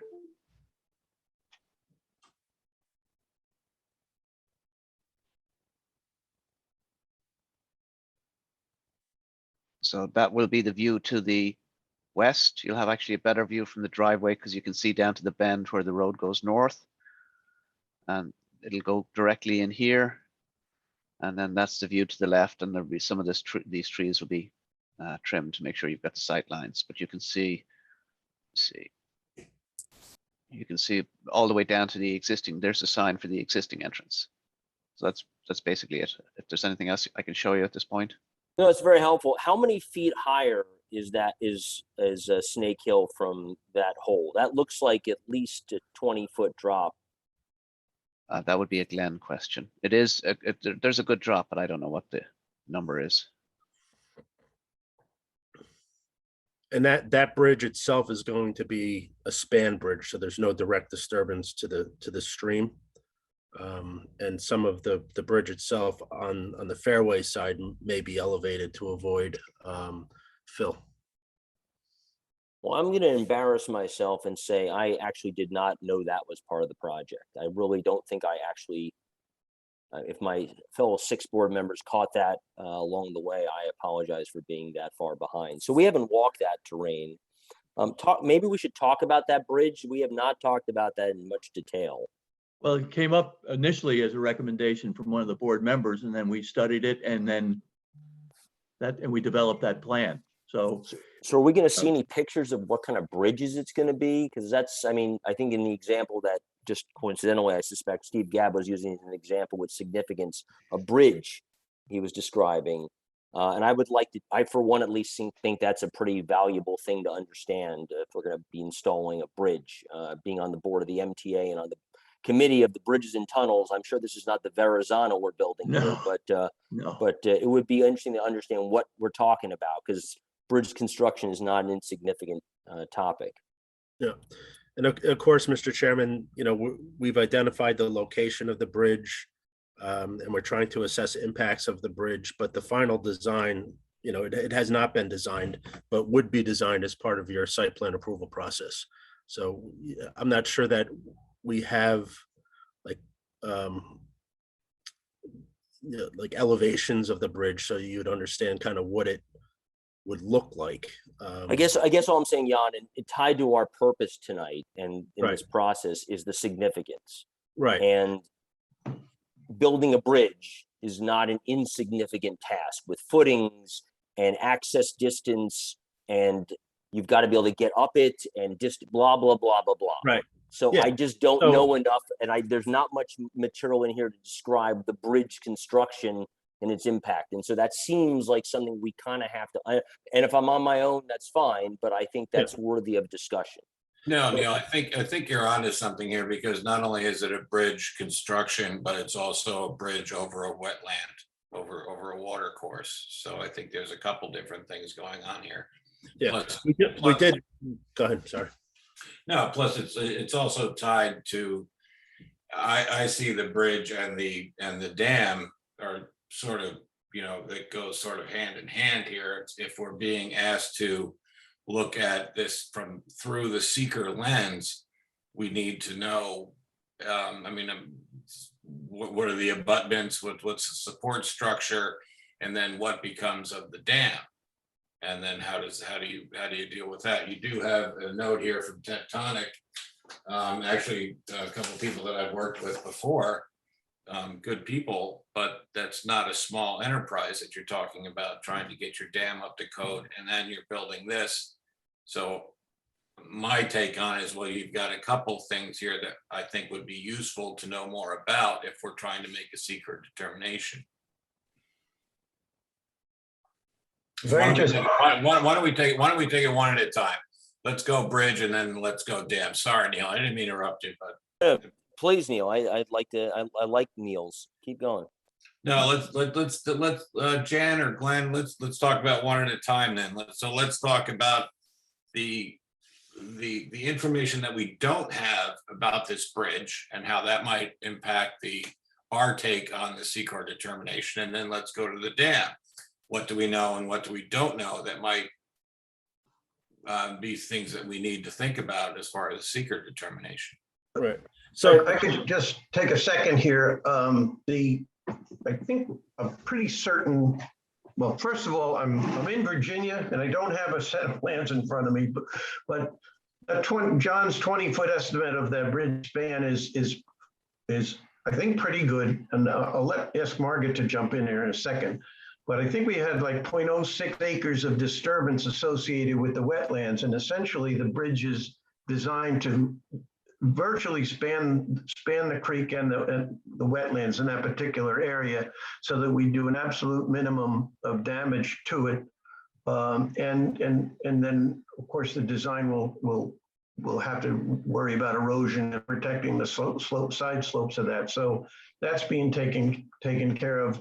It was intentionally done so we could have a gentle grade coming off of the road and span over the wetlands, so we didn't have and get away from the wetlands as quickly as possible. So we would absolutely minimize the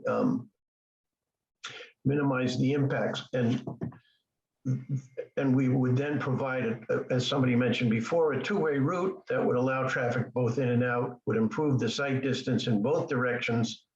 And it really got its genesis from the lack of sight distance at the driveway over the dam. I don't know if Margaret has It any. won't be a bridge over troubled waters. No, it won't. So I don't know if Margaret wants to add much to that, but So Glenn, I'll just add that, it's not uncommon if you have a property and you have a stream to have a bridge across it to get in. So it's something that we need to consider and we need to look at, but it's not that this hasn't been done before. And as I think it was Jan who mentioned earlier, the intent of the span bridge is to have the lightest footprint on the environment possible. We could go in there with MS walls and just do a short bridge over it, but we didn't want to do that because it's more impactful. And so we're trying to put in the lightest footprint possible. Right, and I appreciate that, but what we're trying to determine here is, have the environmental impacts been reduced to the largest degree practicable? And without these details, it sort of makes it a little bit of a chore to try and, I believe you that you're going to try and do this with minimal impacts, but we're the ones who have to make the secret determination. Yeah. And lacking these details makes it difficult for us to either pass on it or say anything. And then again, let's get to the dam in a minute, because I think there's a lot of overlap here. There are some details associated with this. If you look at, it may not be graphically illustrated in the seeker document, but along with the seeker document was Glenn's civil drawings. And, we show the horizontal alignment of the dam. There's a driveway profile that's been provided so you could see what the grade is going to be, and you could identify the extent of fill. We've identified. And that was the bridge. That was the bridge, Jan. The bridge. You said the dam. The bridge. I'm sorry. The bridge. Where's the detail on the bridge, Jan? It's in Glenn's site development plans, the package of the roll of plans that went along with the document. We have illustrated the location of the bridge, its horizontal alignment, its width, the profile, the driveway profile, so you could see what the grades would be like. We've quantified the amount of wetland buffer disturbance. We've quantified the amount of wetland proper disturbance, which I think we're super conservative on, because I think we could probably bring that down to close to nothing. We've identified if any trees need to be removed. We haven't designed the abutments. We haven't designed the bridge itself, but we've evaluated the impacts based on what we think is going to be there. And you're going to have a crack at really understanding the entire bridge design when we come back to you for site plan. But in terms of identifying significance and impacts, I think if you look at the drawings and you read the wetlands section, which we haven't gotten to yet, we quantify all that stuff. And I think that the bridge was something that, came out of a comment or recommendation of the board, and it solves a site distance issue, and it solves the fact that you can't get two cars to cross the dam at the same time, and this will be two-way traffic. So it's a critical component of the project. It's been a part of the project for a while, and I think that there are a lot of details and a lot of impact analysis that have gone along with this. And where are they again, Jim? It's Jan, and it's in the wetlands ordinance, in the wetlands section. Yeah, it was page 55 of the wetlands chapter, kind of touches on it. When you're talking about wetland and wetland buffer disturbance, it talks about the bridge and why it was chosen to be a bridge in that location specifically to. Yeah, and I think Heidi was concerned about fragmentation, so we said that we would go to an elevated bridge so the animals would be able to cross below it, and we weren't going to create these long abutments and fill sections that would kind of divide that landscape. So, there has been a fair amount of discussion about this particular topic.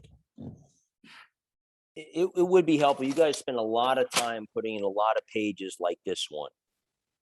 There's many pages of precedents. This is one of 8 or 10 pages of pictures of different buildings. There's one for the pavilion. There's one for, this is the tent. There's another one for, I think, the dwelling units. Could you provide the same thing for the bridge?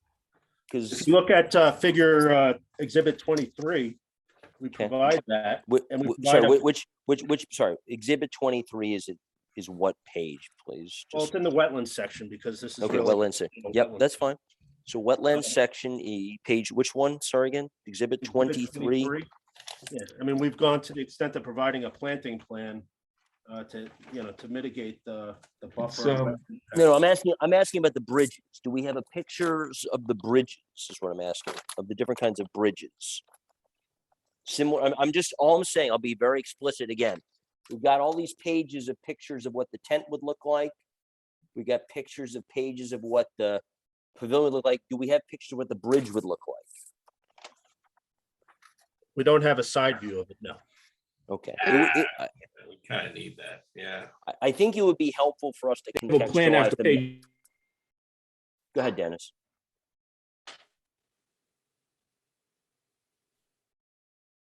Dennis, maybe put in the chat what you're trying to say. Dennis, you're muted.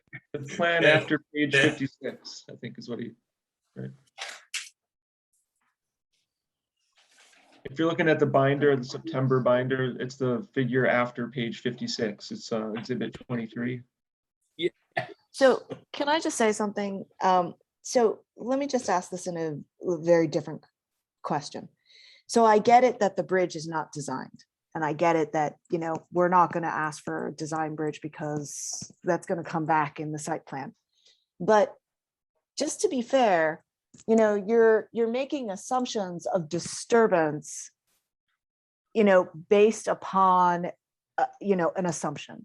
And what if the design comes back where you need to actually include much more of a larger disturbance because of the amount of footings and the load and the uniform load that you're going to have to add onto that bridge due to whatever traffic pattern or whatever you decide.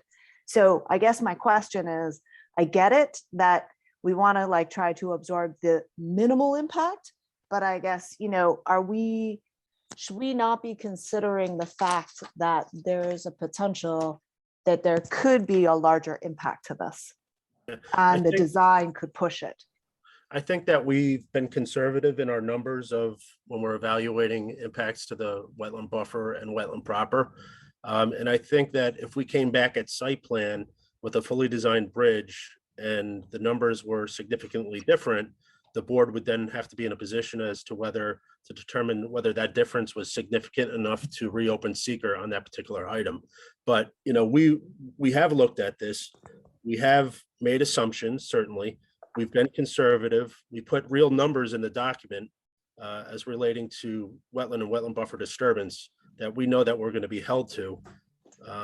And I think that when we come back from site plan, you're going to hold us to those numbers. And if they're different, then you're going to have to make an evaluation or a determination as to whether they're so different that you would have to reopen up seeker. But we know that that's a potential. Can I say something, Go ahead, Ken. Neil? So Go ahead. as I understand it, the whole point of this bridge is to avoid having to do more to the existing dam, right? So isn't the bridge in some way considered mitigation? That was how I was reading it. That we said, hey, you're gonna have to do a lot to this dam. It's a narrow entrance. Can you move it someplace else? So I don't know if that, it's that's more how of I a, see it. That's More of a- exactly right. That's exactly right, Kim. It was driven by the amount of work that would have to be done to make the dam a two-way street. Plus, we didn't have adequate sight distance at that intersection. So we had to figure out a way to make an exit there that would have adequate sight distance. We tried several different scenarios with that, and it was just became very obvious that it would be better to move it. Okay, other questions related to the bridge or the dam? So What kind of, yeah, go ahead, Neil. Go ahead. what kind of feedback are you getting from Tectonic about the condition of the dam? Do you know how many gallons you're holding? Did they give you any indication of what you might be looking at for an EA, for an engineer's assessment, timelines? What are they telling you about the dam? So there is a brief description of their findings in, I think it's the wetlands section. We have quantified the amount of water that it's holding. I think off the top of my head, I think it's 6 million gallons, but it is identified in the document. And their report is also included, but we don't, any repairs, if any, to the dam that may result out of classifying the dam with the DEC, we don't feel it's not part of the proposed action. It's not part of this project. So, that the time period to go through the classification and process to get the dam classified is significant. And, we've engaged the DEC, but we view it as a standalone item. It's not part of the proposed action. And it's going to take some time to go through that process. And there may be repairs that need to take place. There may be, repairs to bring it up to compliance. We just don't know yet, but we feel that's independent of the proposed action. Yeah, and it has to happen regardless of whether the project happens or not. That's Well, right. right. It has to happen, but you're proposing to build a bridge just downstream from what appears to be a defective dam, or at least unclassified. Or, that's why I'm asking, what's Tectonic telling you that you might be in for with this? Well, they're telling us exactly what we have identified in the report. They provided their initial assessment. Which is that it needs to get classified and needs to have an EA and needs to get repaired. I'm trying to jump to that section.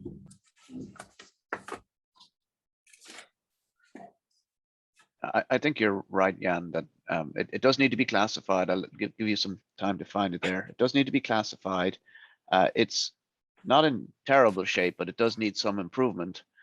And then it becomes a question of whether you improve it at its current level or whether you can make some changes that would allow you to make a more reasonably financially feasible dam out of it.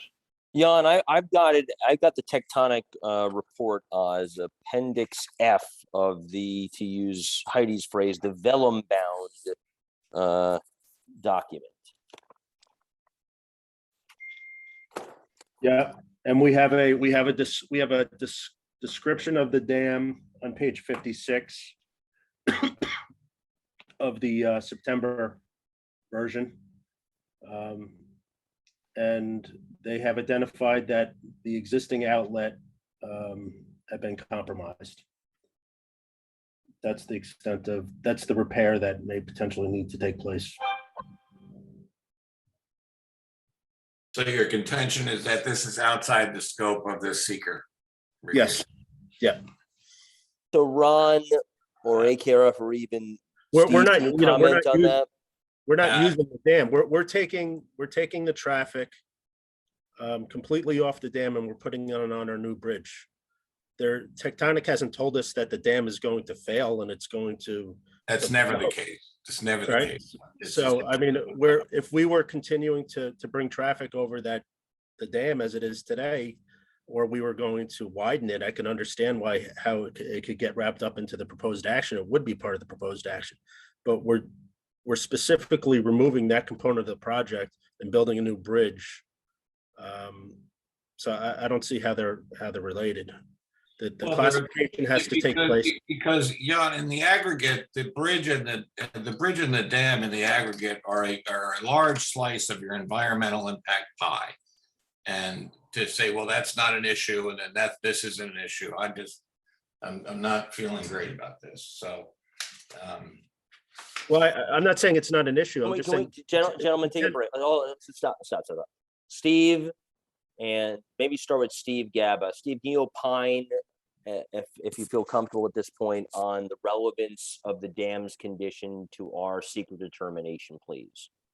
Well, the dam is part of the property and you have to consider how it's going to interact with the project. From what I've seen, there isn't a lot of involvement of the dam in the proposed development. I'm not an engineer, so I mean, I could be, I know they were going to do some entry work over at the beginning, but I think that this bridge business has kind of obviated it.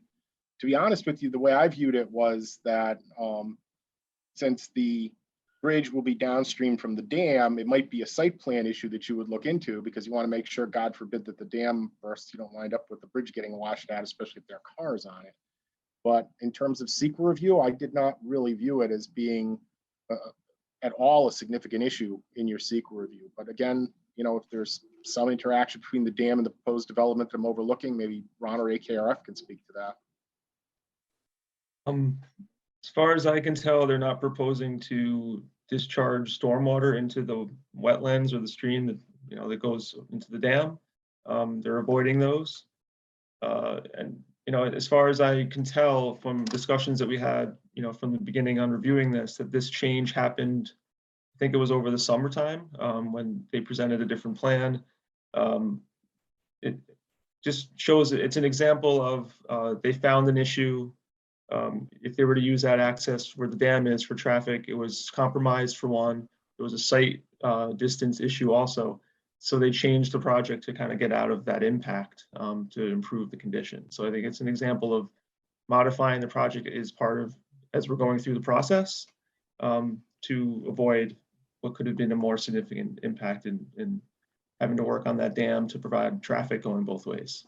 Simply stated, that the bridge is a mitigation on two levels, on the wetlands and the dam level and on the traffic level. And it was proposed by a board member initially. So what we undertook that project to take care of two issues at one time, the road over the dam and the site distance from the Snake Hill Road entrance as it exists today. And it is definitely outside the scope of this project. It's not, we're not going to do anything to it.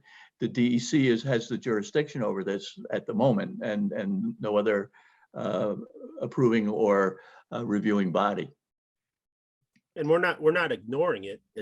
We're actively engaged, the DEC, and they're aware of it, and we're engaged an engineer. It's just, it's a topic and an issue for another day. It's not part of the project, but we're not ignoring it. You're asking us to not consider it as far as a secret approval. Correct. Correct. The dam, that is. The dam. Yes. And then, Dan, do you appreciate our need for possibly more information on, so I agree it's a mitigation effort, but do you understand our need to maybe see what possible adverse impacts the mitigation might have in building the bridge? Well, that we've just jumped from the dam to the bridge, so that we just talked about what we're going to do with the bridge. And when it comes back for site plan review, if we've not been held to the numbers we are projecting conservatively, then secret gets reopened as to this aspect. You know, supplemental analysis takes place. So there are any number of guide rails in this process that will make sure that that bridge, when it's built, will be compliant with all regulations, will not impact the wetlands in a negative way, will take pressure off the existing Snake Hill Road entrance, and will be a safer, better means of ingress and egress. And the dam will be dealt with the DEC as the DEC directs us to deal with it. And if that dam, if any improvements need to be done to the dam and they involve your wetlands, you're going to see them then at that time, because you may need a wetland permit or site plan approval. Don't know. Okay, thank you for your comments. Okay. Other comments from the board on, I think we're still on 3. Sorry, C. So this nomenclature is very hard for me. C, 3C, topography and slopes. Anyone else? Okay, I'm gonna just put a placeholder. You've mentioned a number of times, Dan and Jan, that a board member requested this alternative to the dam. Another board member, I think it was me, had asked about another mitigation to Snake Hill Road, which was to not have entrance to this property from Snake Hill. I'd like to just talk briefly about why you did not pursue a mitigation of only ingress and egress from Route 9.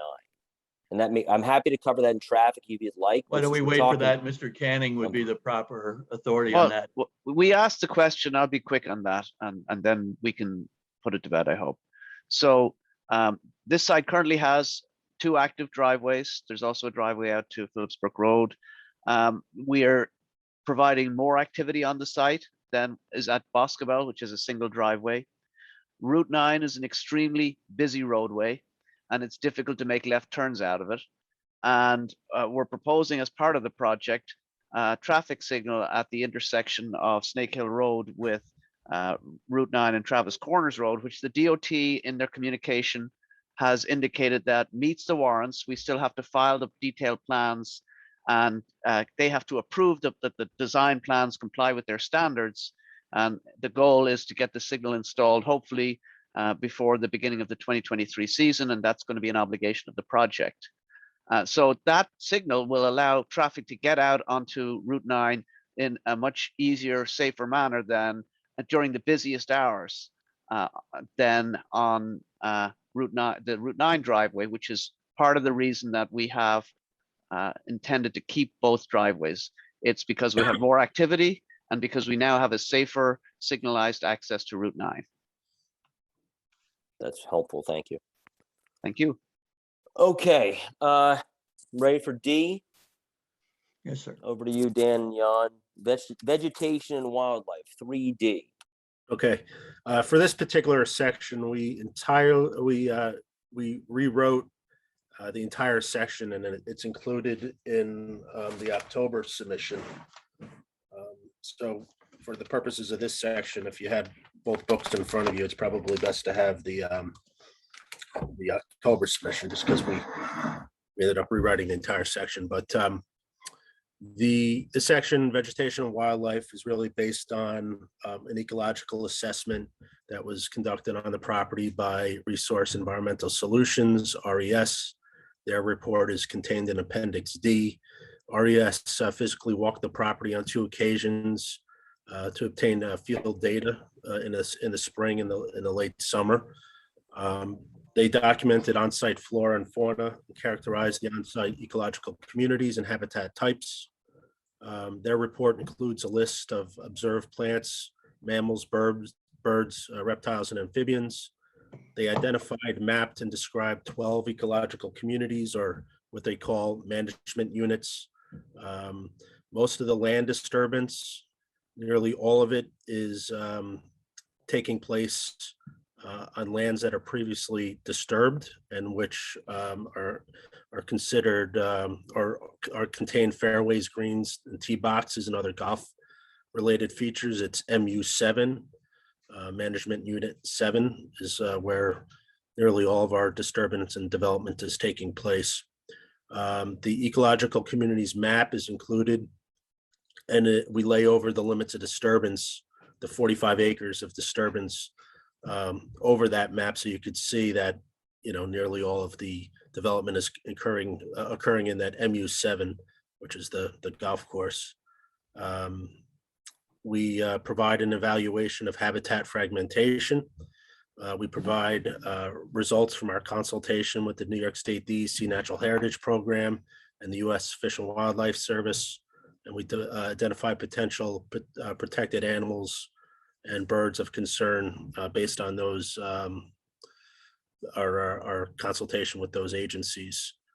We evaluate the potential for impacts on a variety of species, including the Indiana bat, the northern long-eared bat, bald eagle, bog turtle, and various birds of concern. Impacts generally result from loss of habitat or habitat fragmentation. However, in our case, disturbance is occurring almost entirely on already disturbed and developed portions of the site. There is no prime habitat that's being removed. The habitat will be improved actually based on restoring the existing managed golf course to a more naturalistic landscape. And of course, we're proposing to permanently preserve through conveyance to the Hudson Highlands Land Trust 73.7 acres of land. And that does not include the conservation declaration that will take place on the main parcel. The golf course will be naturalized, of course. We're eliminating golf course commercial pesticides and herbicide use, fertilizers. In order to mitigate potential impacts to certain species. We are restricting ourselves to certain periods of time to remove trees between October 1st and October 1st and December 31st is the time period in which, if blasting had to occur, it could occur without impacts to the bald eagle. As I mentioned earlier, we're not expecting any blasting, but if for some reason it was found to be necessary, we're committing to the October 1st to December 31st timeframe, which is recommended by the DEC. And with regards to mitigation and reducing impacts to potential Indiana bat and northern long-eared bat, neither of which were documented, we're committing to cutting trees within the timeframe of November 1st to March 31st. Mitigation relating to habitat fragmentation includes locating buildings and structures on already disturbed lands, the use of the elevated bridge over the stream off Snake Hill Road. And to the extent possible, we're going to try to utilize curbless internal driveways. We're going to establish meadows and, of course, naturalize the golf course, as well as the land conservation and tree replacement. Did note the 170 so trees that will need to be removed. That's for the entire project, that 45 acres of disturbance. And we're proposing to install 250 trees. And I'd made the comparison in the document, 175 trees. I know it sounds like a lot, but in most of your, if you have a single family house with driveway and septic system on a vacant lot, or you're approving a 2-lot subdivision, you probably have that many trees coming down for a single family residence. So, on a project of this size and scale, to have only 175 trees be removed, in my opinion, is insignificant. And it's mainly due to the fact that, most of our project is on the golf course. That's it. Thank you. ARKF and Ron. Yeah, hi all. Chris Robbins. So Jan did a great job of summarizing what they've done. The assessment that they present in the Part 3 EAF follows the scope that was prepared to sort of set forth the studies that were to be completed here. So they've covered everything that they were supposed to. The documentation that's in here is pretty extensive. There was a lot of work done with regard to identifying and putting boundaries around the dozen or so MUs that Jan had mentioned, right? So you've got the dozen different ecological communities on the site, as Jan had mentioned. The development is focused primarily on the open areas of the golf course. There is some disturbance in areas outside of that. Not a lot. A good graphic is Exhibit 18 in this document, where Jan had mentioned you've got the 12 different ecological communities with the limited disturbance placed over the top. And you can see the different communities that will be impacted by the development program here. List of species is comprehensive. We did ask for, and the project team did provide additional information on birds that were likely to be disturbed with regard to this. That's part of the outreach that they did with the agencies, DEC, Natural Heritage Program in particular. The information with regard to disturbance is pretty clear, and I think sort of outlines what it is that a lot of the questions were from the board with regard to how this will affect the ecological communities, the flora and fauna on the site. So there's plenty of information there with regard to sort of understanding what it is that's going to happen on the project site. They then go on to talking about the specific species, threatened and endangered species that may be present. And as Jan mentioned, there's a handful of those. Mitigation is proposed for those species that are likely to occur on the project site, while None were observed directly except for maybe a bald eagle flying over. They did assume presence of several of the species that were listed based on habitats identified on the project site. And for those species, mitigation is proposed for the 3 species, the 2 bats and the bald eagle. And those are generally, that mitigation is generally or is from direction from the DEC for the most part. The avoidance is by way of working in work windows that are set for each of the species. So there's times during the year which you are not allowed to cut down trees or blast, and those are going to be complied with regard to the mitigation. So the information that they present here should be sufficient for the board to think about what it is that these impacts are and whether or not those might be significant. Well, Chris, I mean, part of the question to you, your firm, like we've done in the past, is whether you can give us some guidance on the significance. I think we're past the, is it complete? And so I think we do need some opinion.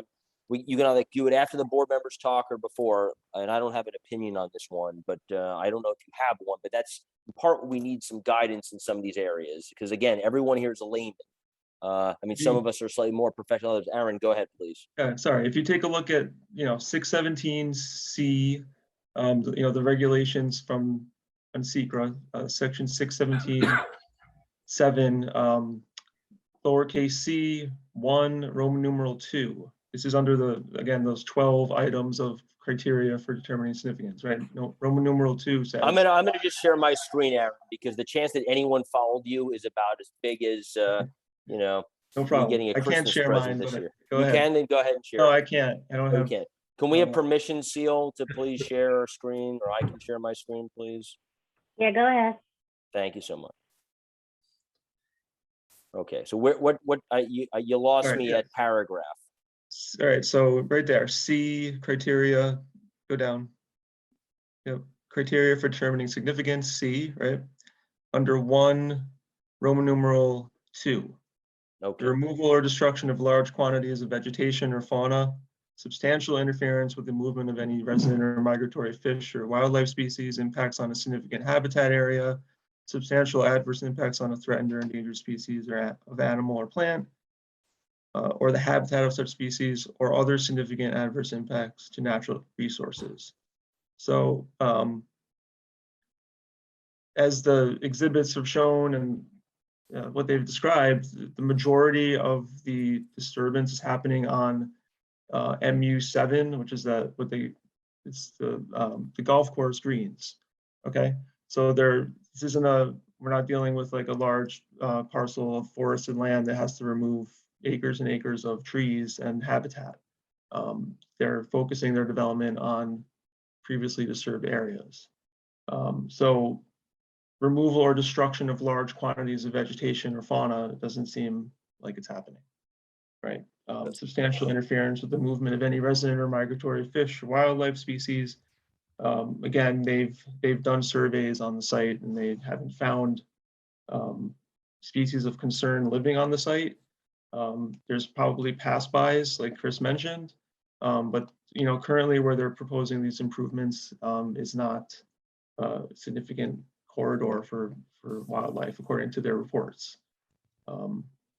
So I would say this is the criteria to focus on to see if you're on your opinion of significance. That's my 2 cents on it, but it's up to the board to decide ultimately, but that's what I would look at. And Aaron, I would thank you for that. I would just say that there have been some town board members that reminded me about the cost of AKRF. So that's valuable. That's a valuable service, providing some of that guidance too. Because so that at least I for one think that's helpful. So thank you. Board members, questions or comments on the Vegetation and Wildlife Chapter D? I would just say that. Well, Kim started, then Heidi, Sorry. please. Sorry, I apologize. So I would just say that, this is already a golf course, which is sort of like an environmental desert. So doesn't seem to me like this is, something that if anything, I would imagine it's going to be improved by having something other than just grass and some meadows and things like that. That's my 2 cents. Heidi?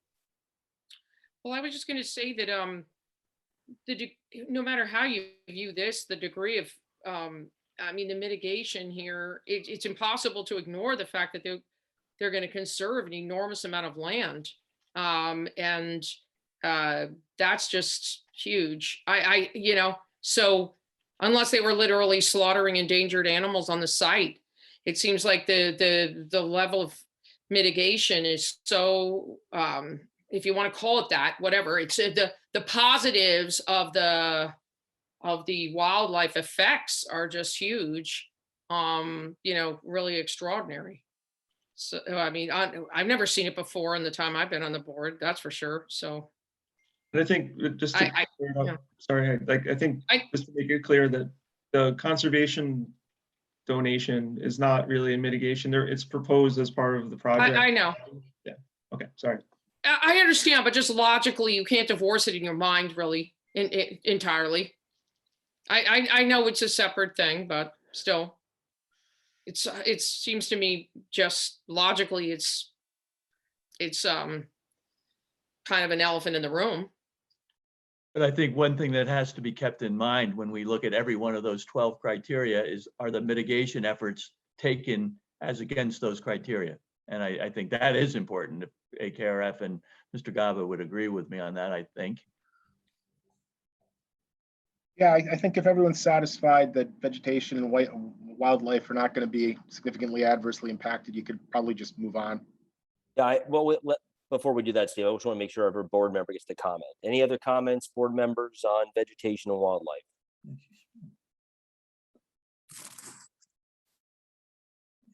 Okay, let's hit E, wetlands, chapter 3E, wetlands and water courses. Over to you, Jan. Yep.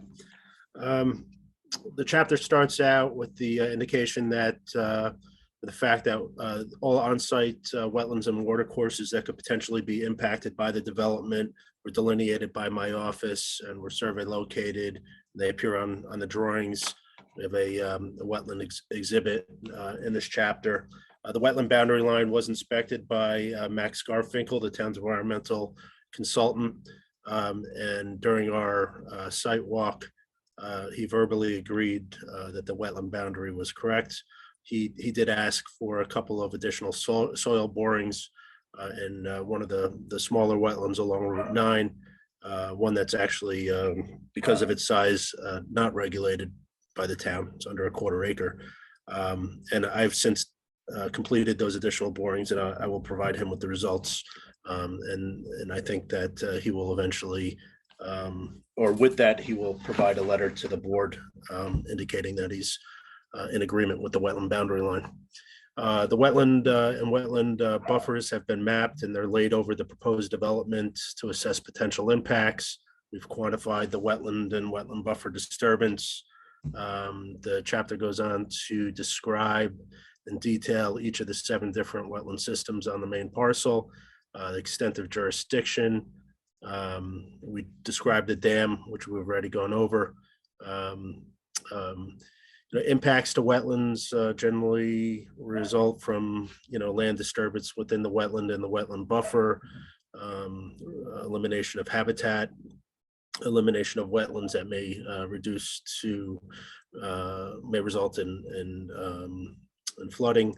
And our mitigation includes the elimination of the golf course use and related commercial fertilizers, pesticides, and herbicides, the major land conservation, installation of native plantings, installation of trees, the rewilding of the golf course, and the use of the elevated bridge over the water course off Snake Hill Road. We have provided some preliminary conceptual mitigation planting plans and a list of identified plant species and general locations and such. Okay, thanks, Jan. AKRF and Ron, comments, thoughts, and viewpoint towards significance in this wetlands chapter E, please? So again, the materials presented here comply with the scope that was prepared to guide the applicant in reviewing the project and the associated impacts. Jan did a good job of talking a little bit about what's been done.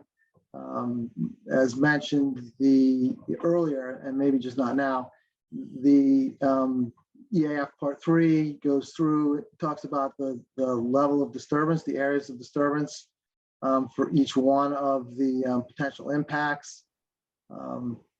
Jan, would you mind filling the board in on, you mentioned jurisdiction, but disturbance to buffer and wetland associated with the bridge crossing? Talk a little bit more about that and the potential for the need to get a permit from one or more jurisdictional authorities.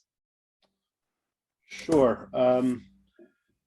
With regard specifically to the bridge crossing, we've conservatively identified potential of 2,605 square feet or 0.06 acres of potential disturbance to the wetland proper, the stream itself. It may be possible to completely eliminate that when we get down into final designs, because the stream itself will be, there'll be a span. It depends on where the abutments end up. So we've conservatively identified a disturbance to the wetland, although that might be eliminated. In terms of jurisdiction, there are no New York State DEC wetlands on the property. However, the water course that flows from the pond is a classified DEC stream.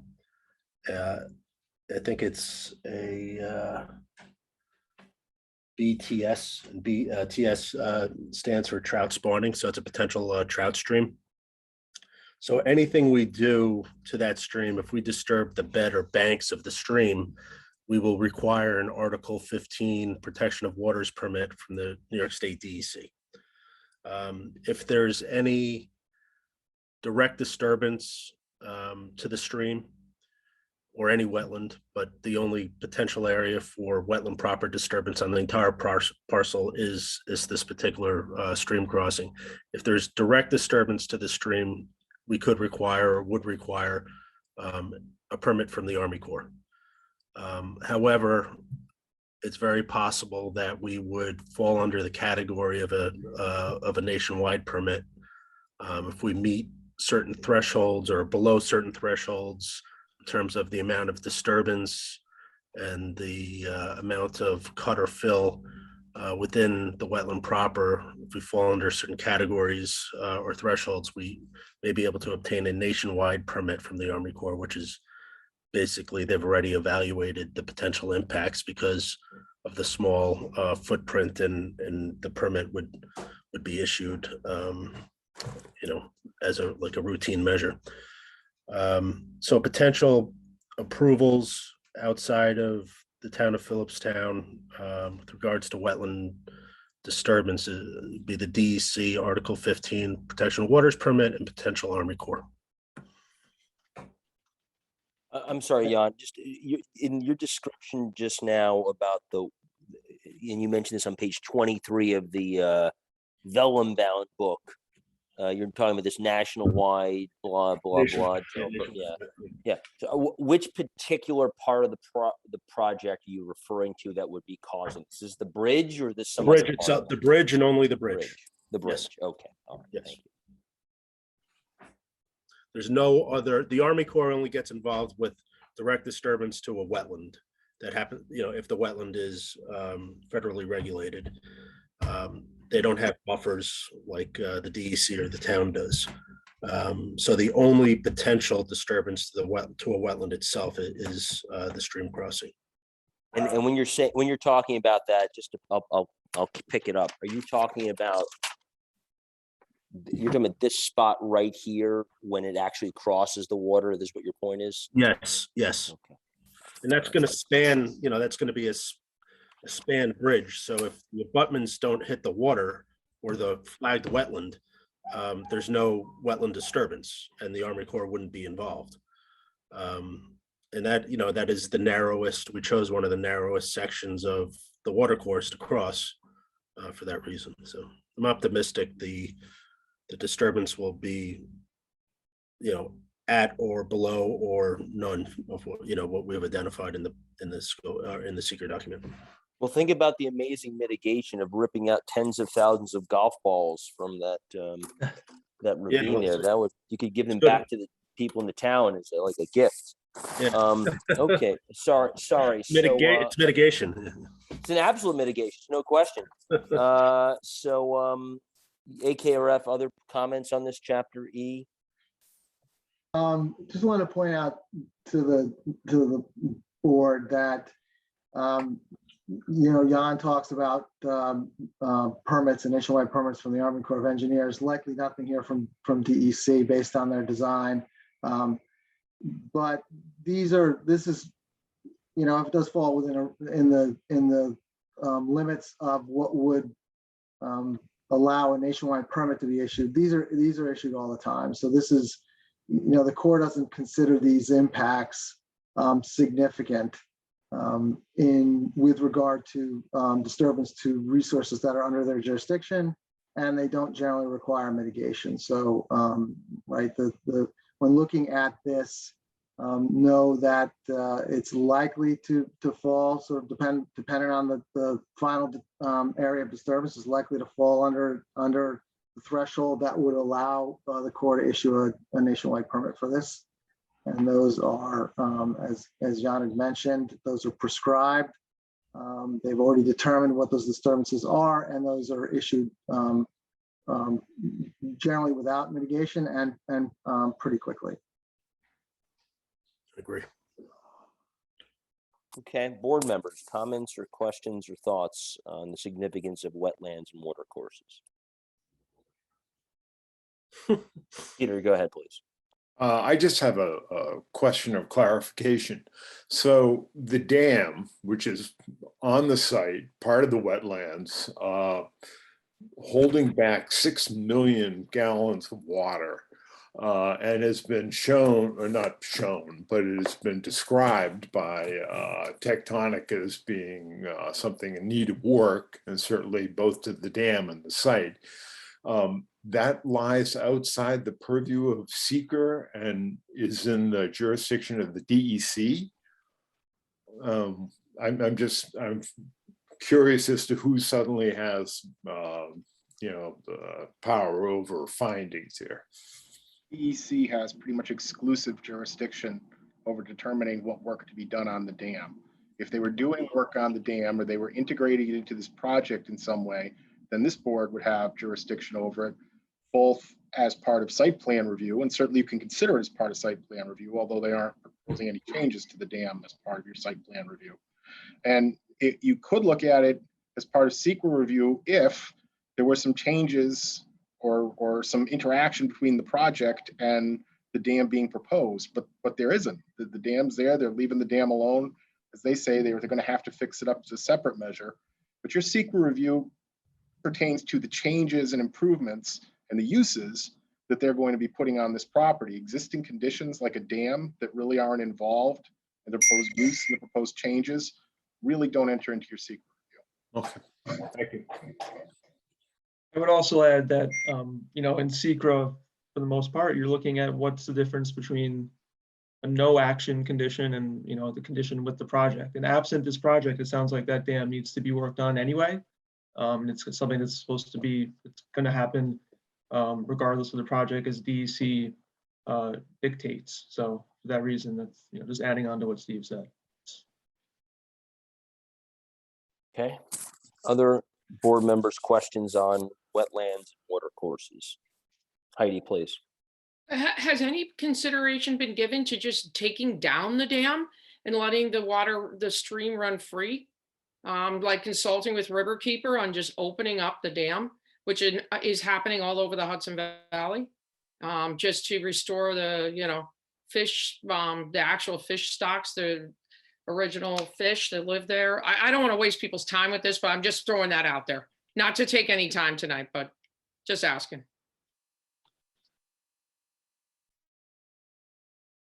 You're muted, Jan. Sorry about that.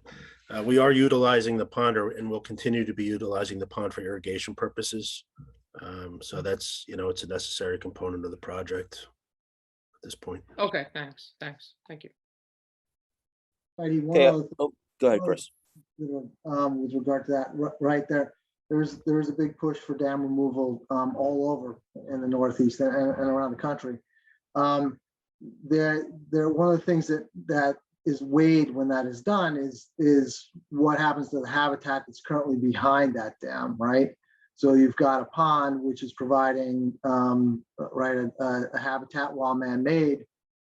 There are fringed wetlands around that and the like. So there'd be some balancing of with removal of the dam and returning what flow might have been there previously and what fish species may have used that area.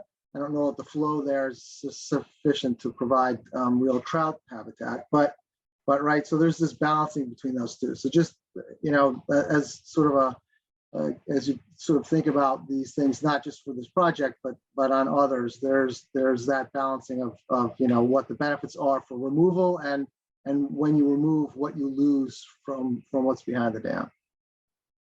Okay, thank you. Appreciate it. Other questions on E or points of view?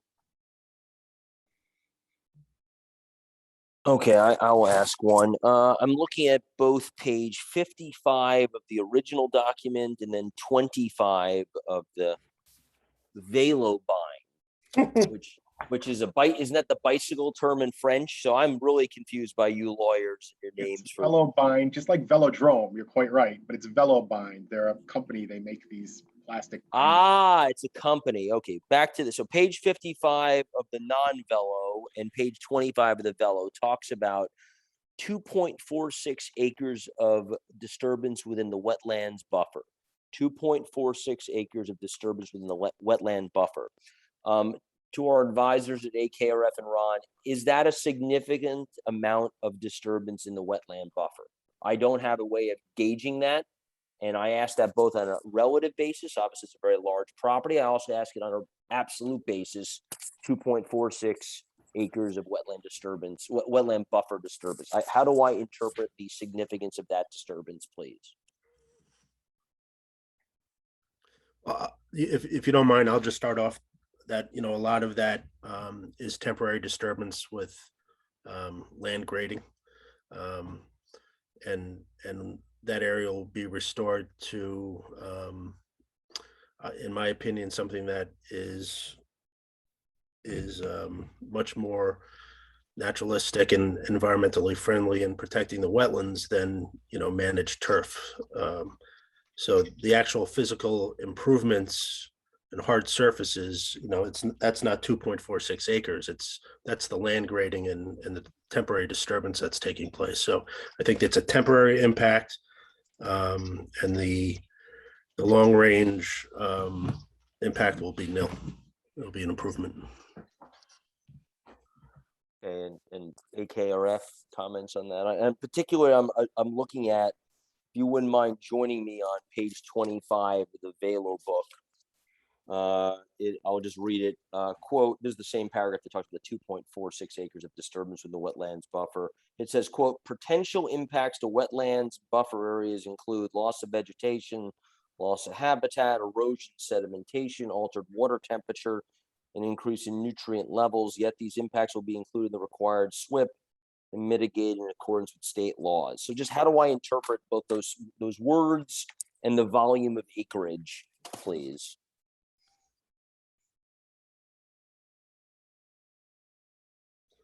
John, you want to? Yeah, well, again, I think picking up on, the loss of vegetation and the loss of habitat, there's going to be a temporary loss of managed turf, which is going to be restored to meadow and shrubs. So there's I don't think a real loss of vegetation in the wetland buffer. There's going to be some, but it's minimized.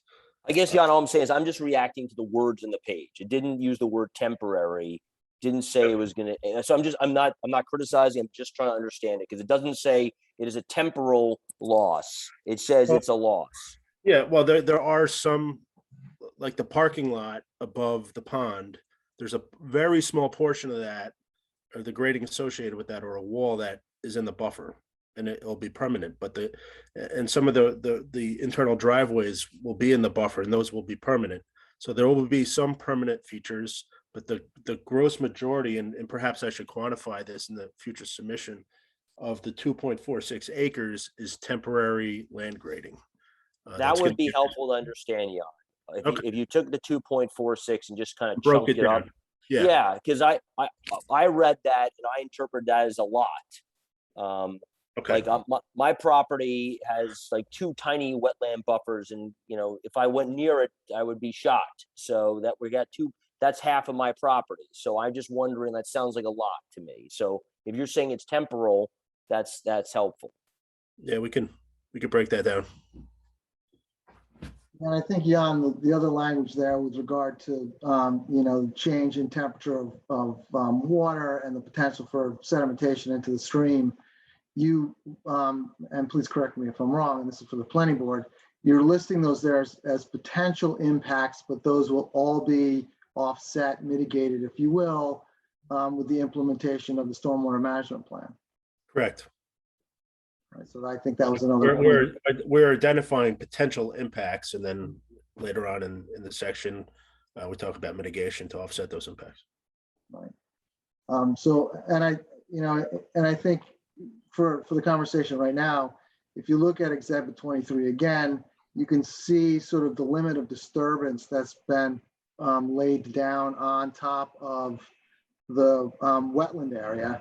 It's this gray dashed line on that exhibit, and you can see the vast majority of and a good portion of the disturbance within the wetlands is within that limit of disturbance is going to be returned to a vegetated condition, as Jan had mentioned. The only portion of that buffer that will be disturbed is what will be replaced. The vegetation will be replaced by the access road itself. The town and if necessary, the Corps would have to provide permits for this, as we talked about before. I would guess that, right, the disturbance within the buffer, town regulated buffer, is a concern if in fact you're losing a significant amount of area. And I think, I'll go out on the limb and answer your question, Neil, with regard to this proposal. Jan mentions that, you're replacing the areas that are within this limit of disturbance, the temporary disturbance. It's going from what is a manicured golf course with the application of pesticides and herbicides to a planted, much more natural, much more beneficial condition. And so the intent of the buffer, which is to protect the wetland itself, will increase in value wherever there is not this permanent disturbance of the road. So that's the balance. Are there any other comments or questions on E? Okay. All right. F, stormwater management. Jan? Yep, this is a fairly short chapter. The SWIP is included in the appendix. We identified the relevant stormwater permits that are applicable, the guidelines and design manuals that are being used to prepare the SWIP. We discussed the design requirements, and we include evaluations of the pre and post post-construction condition. Impacts generally relate to erosion, flooding, degradation of downstream receiving waters through increases of stormwater runoff and changes to drainage patterns from development. Those impacts or potential impacts would be mitigated through the development and implementation of our stormwater pollution prevention plan and the installation of post-construction stormwater management practices. And from our side, Neil, the document properly identifies the criteria that must be followed for their design condition. As I've said, we're still working with the applicant's consultant to better define and quantify the adequacy of the sizing of the stormwater measures that are necessary to achieve compliance with those standards. But it's expected that'll be resolved shortly. And as I said, from our side, from our perspective, there's very little concern on our part, given the size of the property, that they will be able to comply with all stormwater requirements. And Neil, if you want to pull up the regs again to share your screen, there's one that's relevant to this too, I think.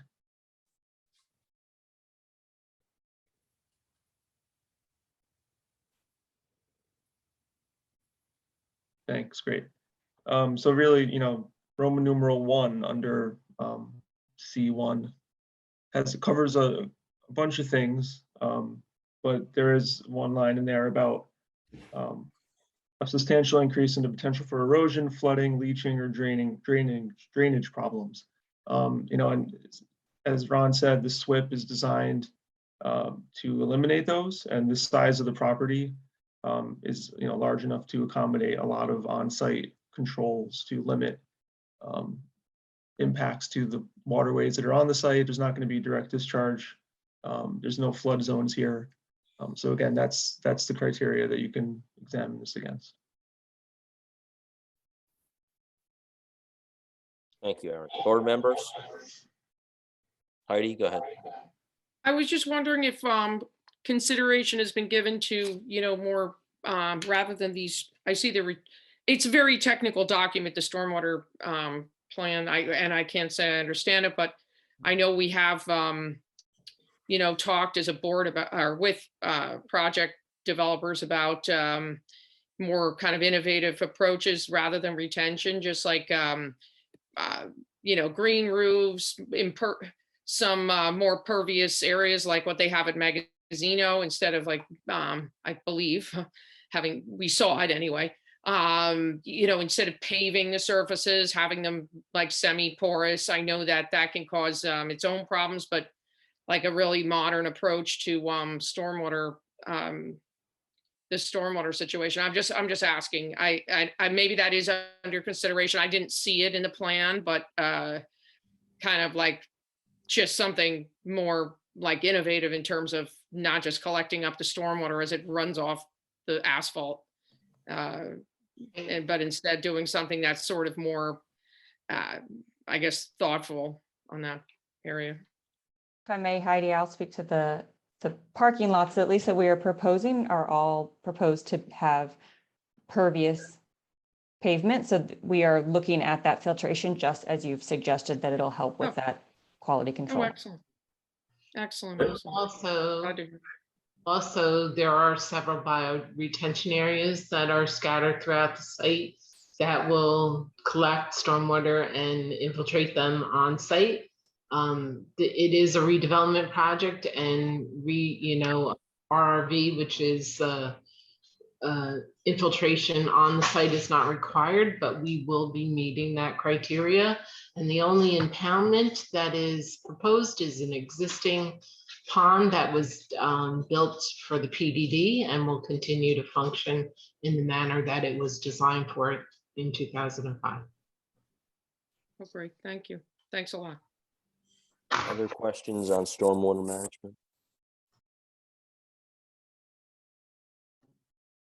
Okay, I'll just add one. So I feel confident that our engineers can evaluate your SWIP and provide advice. The only part that seems particularly steep and of real interest to me from a stormwater perspective is are the houses or whatever the structures are going to be that are for the artists on what I think is the old first hole or the outgoing first hole. That's a pretty steep piece of terrain there. And I wanted to understand, are there specific mitigations you're putting in place given the steepness of that hill, which is not insignificant? relative to other areas that I think are more flat. This is obviously very hilly terrain, but that is a particularly hilly area.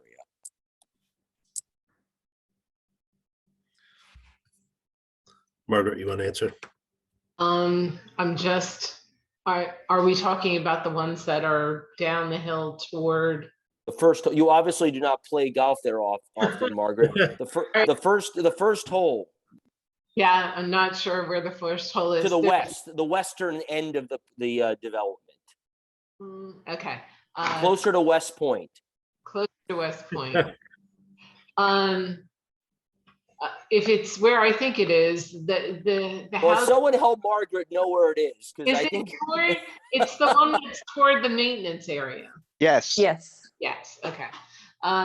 So I believe the houses are to be stepped. So there'll be very little impact for the houses themselves. It's not going to be a flat area where each house is flattened out. You don't need a lawn around it because it's like a hotel. And there's already, I believe, a traveled way down there that we're just going to make a little bit wider. Then all of the stormwater is captured from the roofs, and that will be sent directly to a bioretention area. And then once it's established, you'll have the same similar runoff patterns that you have now, but during construction, you would have erosion and sediment control practices in place that would, mitigate any runoff. Neil, it might be helpful to refer to exhibits 16 and 17. They're the steep slopes maps with the proposed buildings laid over, and you could see the relationship to the slopes, and they've kind of been located in areas of lesser slopes. I mean, they're not in steep slope areas, those units that you're referring to. it's helpful. I will have to pull it out because, to be frank with you, it's really hard to read this booklet with the maps. So I've had to actually take the maps out because I just can't flip through. So I'll take a look at that, and others can do the same. Last question, page 59, table 15 in the middle. This is an F. Pre and post construction runoff by storm event is the title. So table 15. It's got 4 design points and a bunch of numbers. Can someone, AKRF, give us a view as to whether, I don't know whether these are large or small values. I can't tell if they're significant. So could you give us some opinion as to whether these numbers, and I'll just pull out the sheet, whether these are significant values that we should be, are they significant or not, I guess is the question. Again, page 59. Neil, I can address that also. So what you need Ron's available too also, that would be good. Yeah, sure. But what you need to look at is not so much what the value is, but what the difference in the value is. Because you need to compare the existing condition prior to construction and then the post condition after we've done the construction and put in the stormwater management practices. Have we mitigated any potential increase in runoff to be below the existing condition peak values? So those numbers will show you that each of the design points, which there is a map that shows you where the design points are, that we have mitigated the post-construction peak values to below the pre-construction values. And also where this property lies in the overall watershed, it's at the lower end of a 19,000 or 1,900 acre watershed. So oftentimes, because you're so low in the watershed, you don't actually want to hold back water, because the peak time if you let your water go at the beginning, then you won't impact the peak when the water from the highest part of the watershed eventually hits your site. So it's the peak event that you want to look at. And, you know, we have mitigated the peak flow events at all stages within the property. Yeah, but if I could speak to that for just a minute, just to keep this simple. All that table does is identify the required stormwater design events that is mandated by the state. They require that you study the 1-year storm, the 10-year storm, and the 100-year storm event. And as indicated by Margaret, the obligation is to make sure your post-development rates of flow from the design points, which are the points where stormwater runoff leaves the site. Those values post-construction are no greater than what exists today, just to identify appropriate mitigation. And the table serves to illustrate that they're accomplishing that. Now, as I've said previous times, I'm still working with the design consultant to confirm these values, but obviously understand the intent, the obligation, and that will be satisfied before we let the project move forward. Ron. All right, any other questions on F? Board members. Okay, so it's 9:40. We've gone 10 minutes longer than we said we would. That's 2 hours and 40 minutes. How's everyone feeling? Getting a little tired? Yeah. I'm good for another hour. I know you are. That's good. I'm glad you are. Glad you are. What's your billing rate an hour, Dan? It's All right. Veterans Day. Let's. All right. So, board members, can you get a consensus or a straw poll on continuing? Because I'm going to last 17 more minutes, then we're going to call it quits after 3 hours. So that's a long stead. But folks, Heidi wants to keep going. I'd like to keep going till 10. That's fine. Yeah, I'm good to 10. All right, we'll keep on for another 15 minutes. Yeah, I'm gonna suggest that there's no way we're gonna finish the traffic conversation in 15 minutes. So we can start it if you'd like, but I highly recommend we maybe do G, I, and J and skip traffic till we'll talk before we close about our next session, because I think we will. I'll discuss it with the board, but I think, gang, we probably want to give them another dedicated session at the near time to bang this out, but we should discuss when. So let's keep going. Let's hit G, please. And then right before the top of the hour, we'll just talk about next steps. So G. If G is the utility section, we identify, describe, and map the existing proposed wells, the existing and proposed wells. We quantify the domestic water demand for the 2005 PDD plan, which was 15,320 gallons per day, as well as the proposed action, which is 18,344 gallons per day, a difference of 3,024 gallons per day. We identify and describe and map the existing and proposed septic systems. We demonstrate compliance with the Putnam County Department of Health regulations. Glenn's office conducted deep and percolation soil testing to demonstrate the suitability of the soils for septic, and we provided our soil report and test results with the document. We discuss NFPA requirements and fire flow.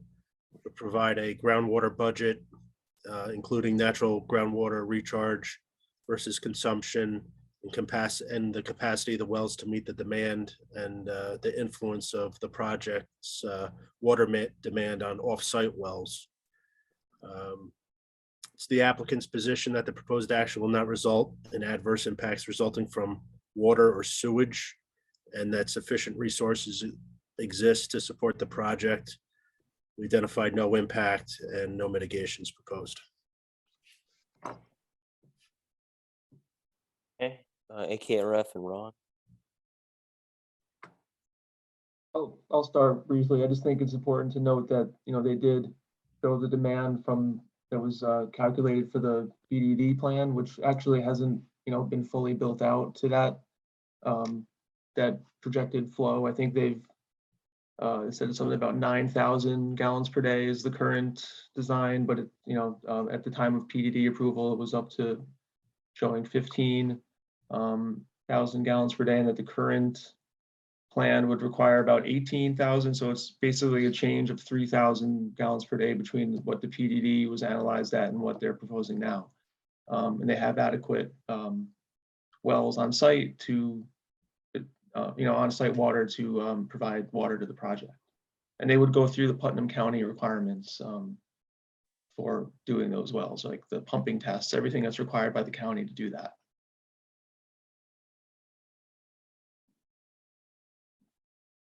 Okay. Ron, anything to add? No, as indicated, they're gonna have to be compliant with Putnam County Department of Health regulations for the sanitary sewer design, as well as the new wells. So I think they've given a pretty detailed review of those requirements and their ability to comply with them.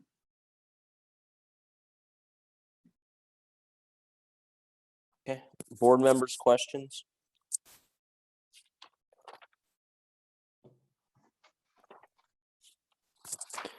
Okay, I just have a couple of quick questions. On page 63, just a couple of minor things. One, when I add up the hotel and the 3 lodgings, I get 32, 44 plus 20 is 64. Where's I thought it was 72 units of lodging plus hotel. Is that correct?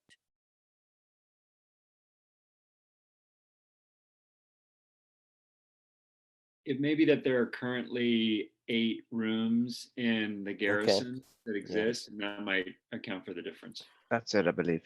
But this is supposed to be the full build out number, not the incremental build out number, I believe. Because the restaurant 72 is the full. 72 is the full build out for the units, yes. and I think it's rooms. So is units not rooms?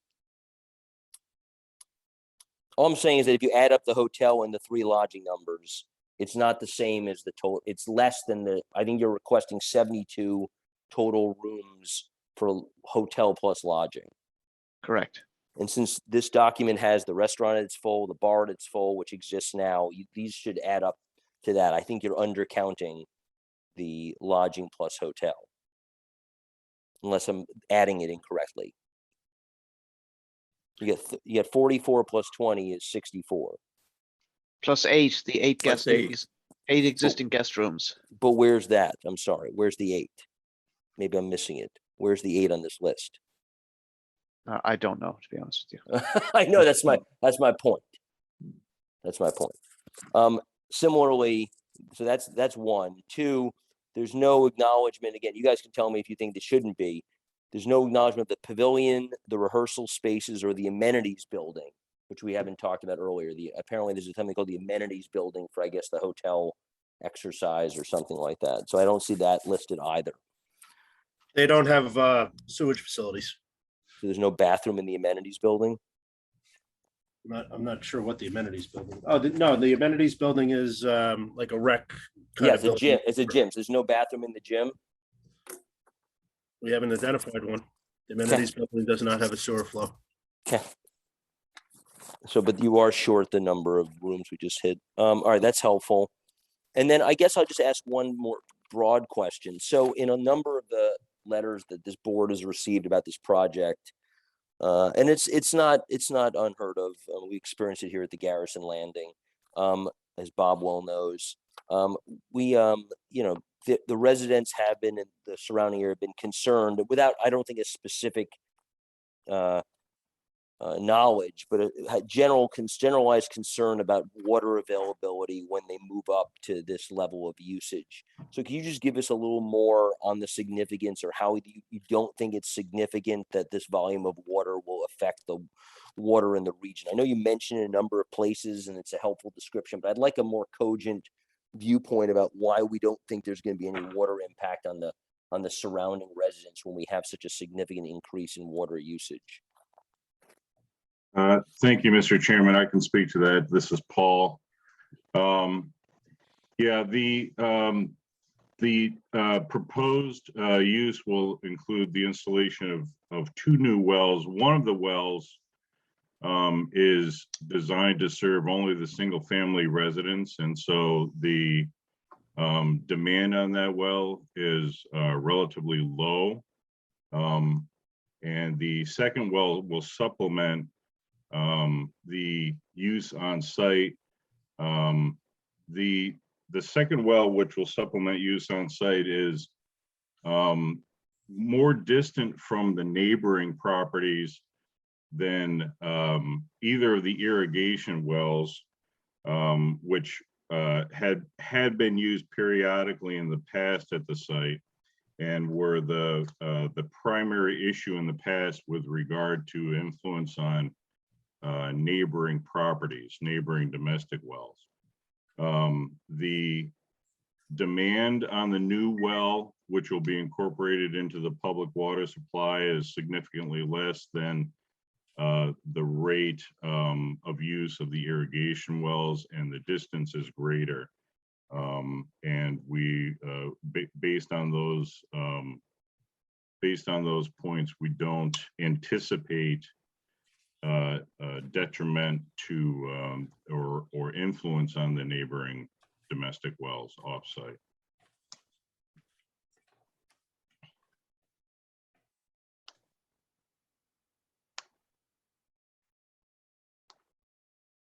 I believe you're Chairman, I muted. think you're on mute. Thank you. Sorry. Paul, thanks, Paul. What happens if that estimation is incorrect? That in fact there does become an impact on water? What are the monitoring abilities or plans so one would monitor this over time for water impact in the region? Right. So in the early 2000s, when the irrigation wells were installed, the Putnam County Department of Health required the golf course to monitor the levels in domestic wells off-site. In some circumstances, there was influence identified by heavy pumping of the irrigation wells, and mitigative measures were instituted at that time. The influence was primarily on wells that were old in construction or shallow, and several different types of mitigative measures were applied. In the case of the planned wells, the requirement for monitoring of offsite wells after installation is not specifically prescribed by the department by the Department of Health and its regulations. However, the department does reserve the option of requesting offsite monitoring. That's not yet been concluded upon, and that will be entailed when such time as the applications for drilling and testing those wells is placed in front of the department. Excellent. And my last one is tied to page 68. I don't know if Paul, if you have it in front of you. Yes. You probably wrote it. So it sounds like you're the guy who wrote it. So, okay. Page 68, it's the 4th paragraph under consumption, starts with using the above methodology. So page 68, consumption chapter, calling using the above methodology. It talks about basically the dilution factor, 110,000 gallons, is pretty similar to the recharge rate of 112. But then it gets significantly better when you include the upland basin. What is the upland basin? I didn't know what that was. Yes. So the initial calculation and the calculation that is initially prescribed by the town's zoning ordinance is to calculate the recharge potential to groundwater, specifically due to infiltration at the site itself. And so the initial calculation, which resulted in a recharge of 112,000 gallons per day, is based solely on precipitation on the property itself. However, the the regime of groundwater flow and groundwater recharge is not limited to parcel boundaries, of course. And so on the east side of Route 9 is a further upland area that will contribute to the groundwater available on the site. And that upland area was defined topographically. The soil types were identified, and we used the same calculation methodology that we used for on-site to determine the additional recharge based on the off-site upland area on the east side of Route 9. And when those two, when the off-site upland area and the site are added together, that's where you get the much higher number of 199,000 gallons per day. You just explain one more time. Where is the upland basin? It's across Route 9, north, Yes. north of Route 9. Okay, north of what? It's like where? East of Route 9, 9, directly across the street from the course itself. Got it. Okay, that's helpful. Thank you. All right, great. Other questions on G? Okay, it's 9:55. You want to give a shot at I, visual resources and community character?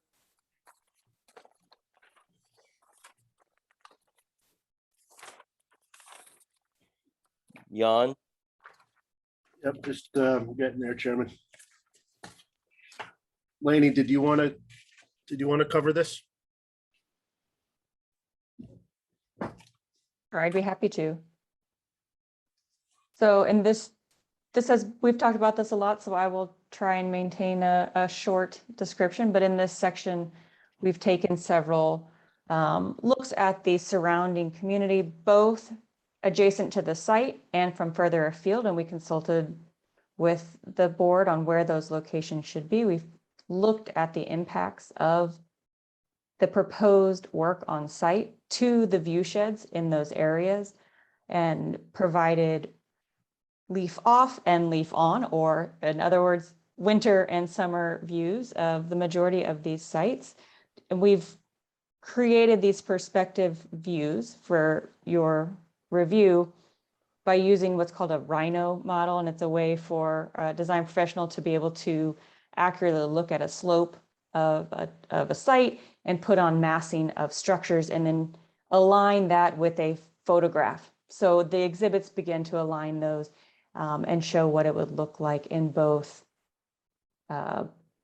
winter and summer to assess the impacts. And our study has looked at both our proposed planting and the existing planting on site. We've shown those in the views at an installed height. So we're not looking at 30, 40 years down the road when the trees mature. We're looking at it so you can get a day one idea of when the trees go in.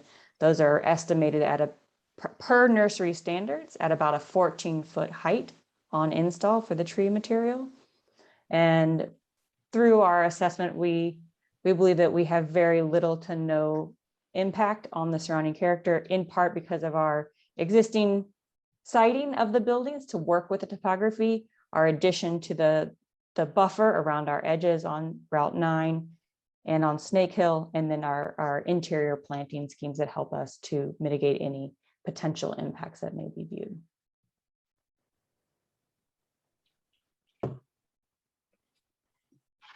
Hey, ARKF and Ron.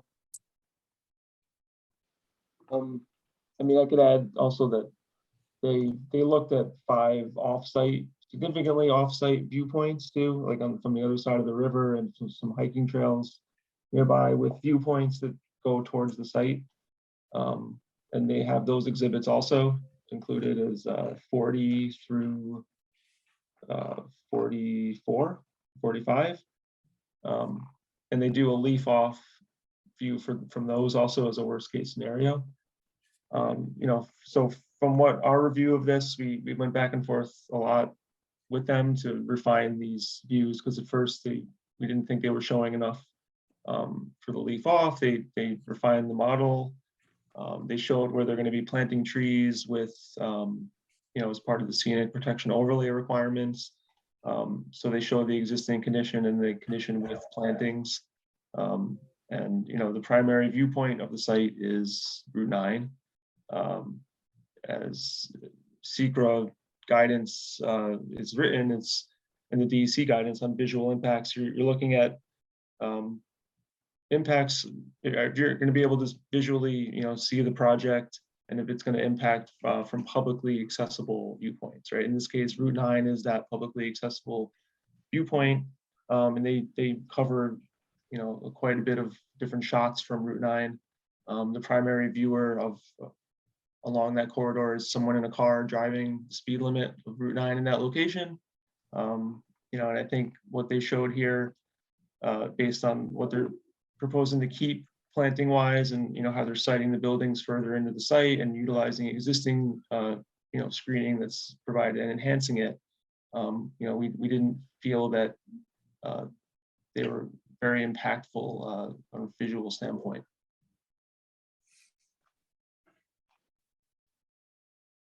Ron, anything to add? No, this was not a section I looked at. This was AKRFs. All right, well, I appreciate the honesty. Board members, questions, comments, viewpoints.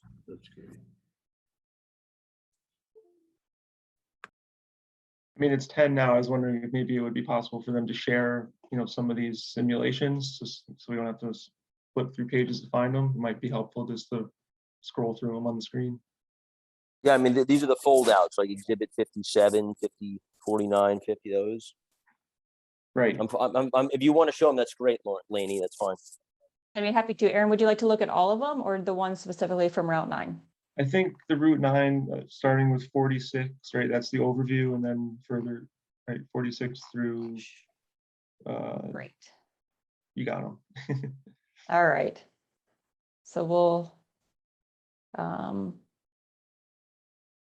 So this, and this is the. Let me hold on. Sorry, they're in 2 documents, so I apologize. Let me. Right, they made some changes from that, for that October version. They did refine these things, and there's revised exhibits that were part of that. So maybe those are the best to share. Yes, so I wanted to show first the overview map, which did not change between the 2 submissions. This is the points from which we have taken our viewshed analysis. They're numbered 6, 7, 8, 9 because our further afield ones took the first 5 numbers. It's not just arbitrary here. So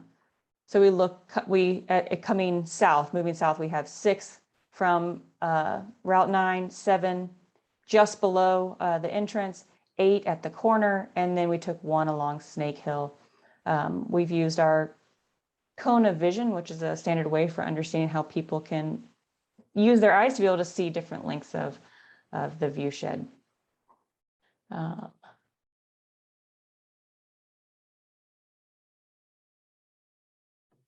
So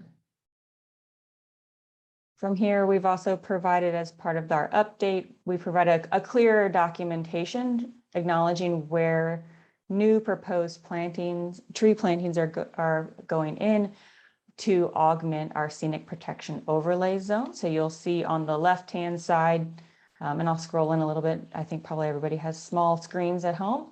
On the left-hand side, along Route 9, there are 2 general identified zones near the primary entrance that have few to no trees. And then there are 2 areas along Snake Hill Road that also have that small amount of planting there. So we are proposing and are to be in line with the scenic protection overlay zone that we augment the planting along Route 9 and along one of the 2 areas near Snake Hill Road and Route 9. The other one is our proposed new interest. So we will not be adding trees on top of our road. That seems not conducive to getting into the site. So I'll explain this document and then we can look at the other ones. We'll start with, this is view 6 in the upper right-hand corner. You can see the key map to show you where we're standing, which direction we are looking. We have an existing conditions street view just adjacent to that map. And then on the left of that, this is our augmented simulated, what the correct word is, proposed condition in winter view. And I will scroll in even further. This document, believe it or not, has the tint imposed on the image. We have a site model that has the correct volume of the tint, has the correct height, has all of our proposed structures. And I think what we're showing here is the mix of our existing winter vegetation plus proposed vegetation, which will be all native, which will be both deciduous and evergreen, will provide screening. We've also, and I think that we have all looked at these before, so I will just mention that we also have sections looking at that same idea of how someone in a car driving past, their view is directed up and over the scenic protection overlay buffer, which is in part why this is part of your town's code, and how we are helping to follow that scenic protection overlay and directing that view not into the site. So that's from viewpoint 6. Viewpoint 7 is incredibly thick with vegetation. The rendering was not, it didn't show anything. We couldn't actually get it to function. So this is the one where we've chosen to only be able to show the section just because of how the site is situated. It doesn't quite lend itself to the perspectival view. But again, similar idea of the planting that's existing there, which is quite thick, is directing your view up and over and not directly to the new proposed buildings. From view 8, which is at our corner, looking in across the existing water that's there. This is our existing conditions view right now. You can see the existing manager's quarters that is on the site, the existing cottage. And then in our proposed winter view, again, same process. This has been rendered with the Rhino model, which has all the correct massing of the proposed buildings and all of the trees at their proposed install height. And you'll notice that the proposed trees right along the edge are much lower because there is a significant drop between the road and the inside of the property. So the tint is in there. The rehearsal barn is cited in this image, and you can see still the manager's quarters Lainey, peeking out. what exhibit number is that one? This one is exhibit 49. Thank you. Oh, my 49 is a little different than your 49. The one in the book has only, that picture is much easier. This is what's 49 in the book. So in that, we submitted these that we're looking at now as part of our amended and response document in October. You are correct that the September is different, and at the recommendation of ARKF, we've added these. These in the, okay, I don't know where, I don't see that in the ARKF booklet. Maybe it was a separate loose sheet that I don't have handy. It would have been an appendix B. Ah, thank you, Lainey. Thank you. Okay, sure. I'm glad you should have stopped me sooner. I'm sorry, my That's fine. video's No, on one screen and the. I'm watching. No, I'm watching you. I'm not watching the book. I was watching you. Okay. So I got it. Thank you. Okay, and then our last view here, same idea. This is our view near the existing entry off of Snake Hill Road. You can see our existing conditions here, approximating kind of a late summer, maybe early fall, and then our proposed winter condition. This, you can have a small glimpse of the tent in the background. You see the volume of the rehearsal barn in the foreground, and we've kind of dashed in where the proposed road would go. It's a bit harder. So we've augmented, as Aaron said, we at ARKF's recommendation, we've been working together to make sure that these give a winter approximation of what we're proposing on site. Thank you, Lainey. Board member questions.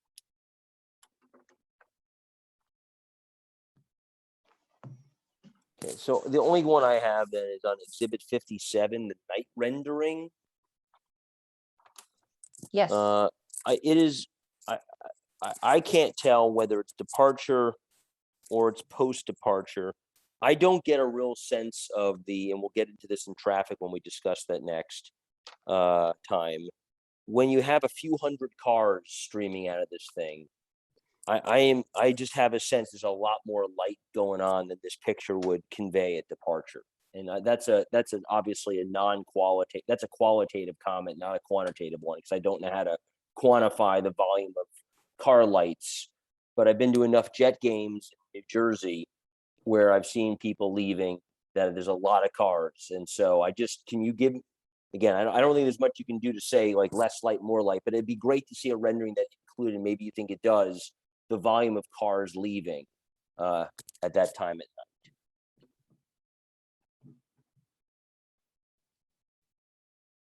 We can attempt to approximate that. The view that this is taken in is, we can work on something that begins to look at that, and we've shown it as you're right, as you clearly indicated, it as a parking condition when people are in. Right, the you're middle of a showing us the performance. lights that are for them to walk, not the lights that the cars are going to, and I'm just gonna guess, that's a lot of light. It may be temporary, it may be moving, but there's a significant volume at this moment called departure.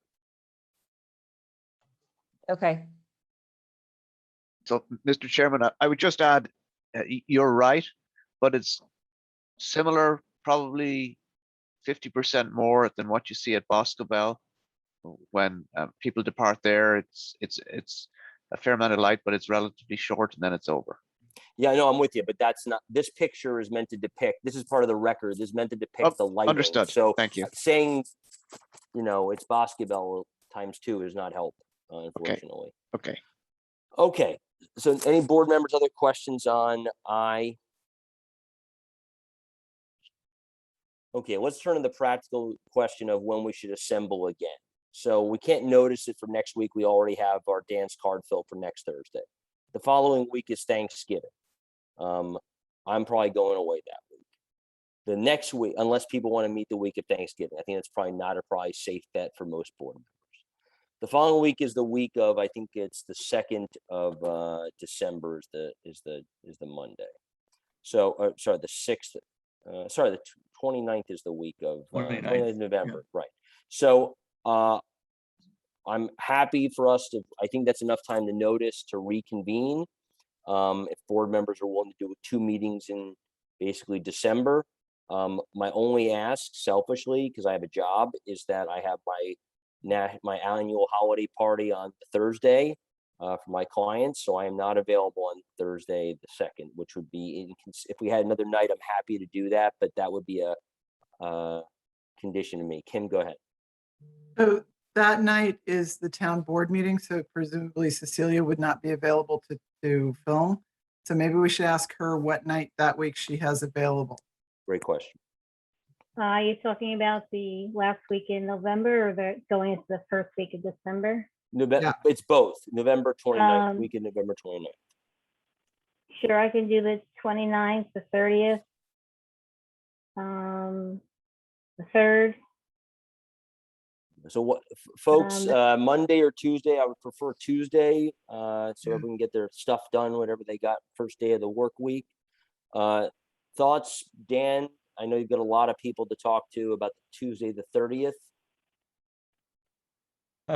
Tuesday the 30th. Dan, hold on. Board members, how are you on Tuesday the 30th? I'm sorry. Board members first. Apologies. Peter, yes. Kim, yes. Dennis, yes. Laura, yes. Heidi, yes. Neil, you still with us? Where's Neil? Yeah, we're good. There's Neil. Got it. All right, good. All right. So Dan, sorry, back to you. You can do it. You can do a live poll if you want of your gang. Anybody have any objection to the 30th? Thank you. No, we're good. Okay, and Ron, Steve, AKRF. I'm good. Aaron, Chris. It's good for me. It's 7 o'clock. I think we'll use 7 o'clock again, and hopefully we can have another substantive conversation and hopefully get through the rest of the part 3 then.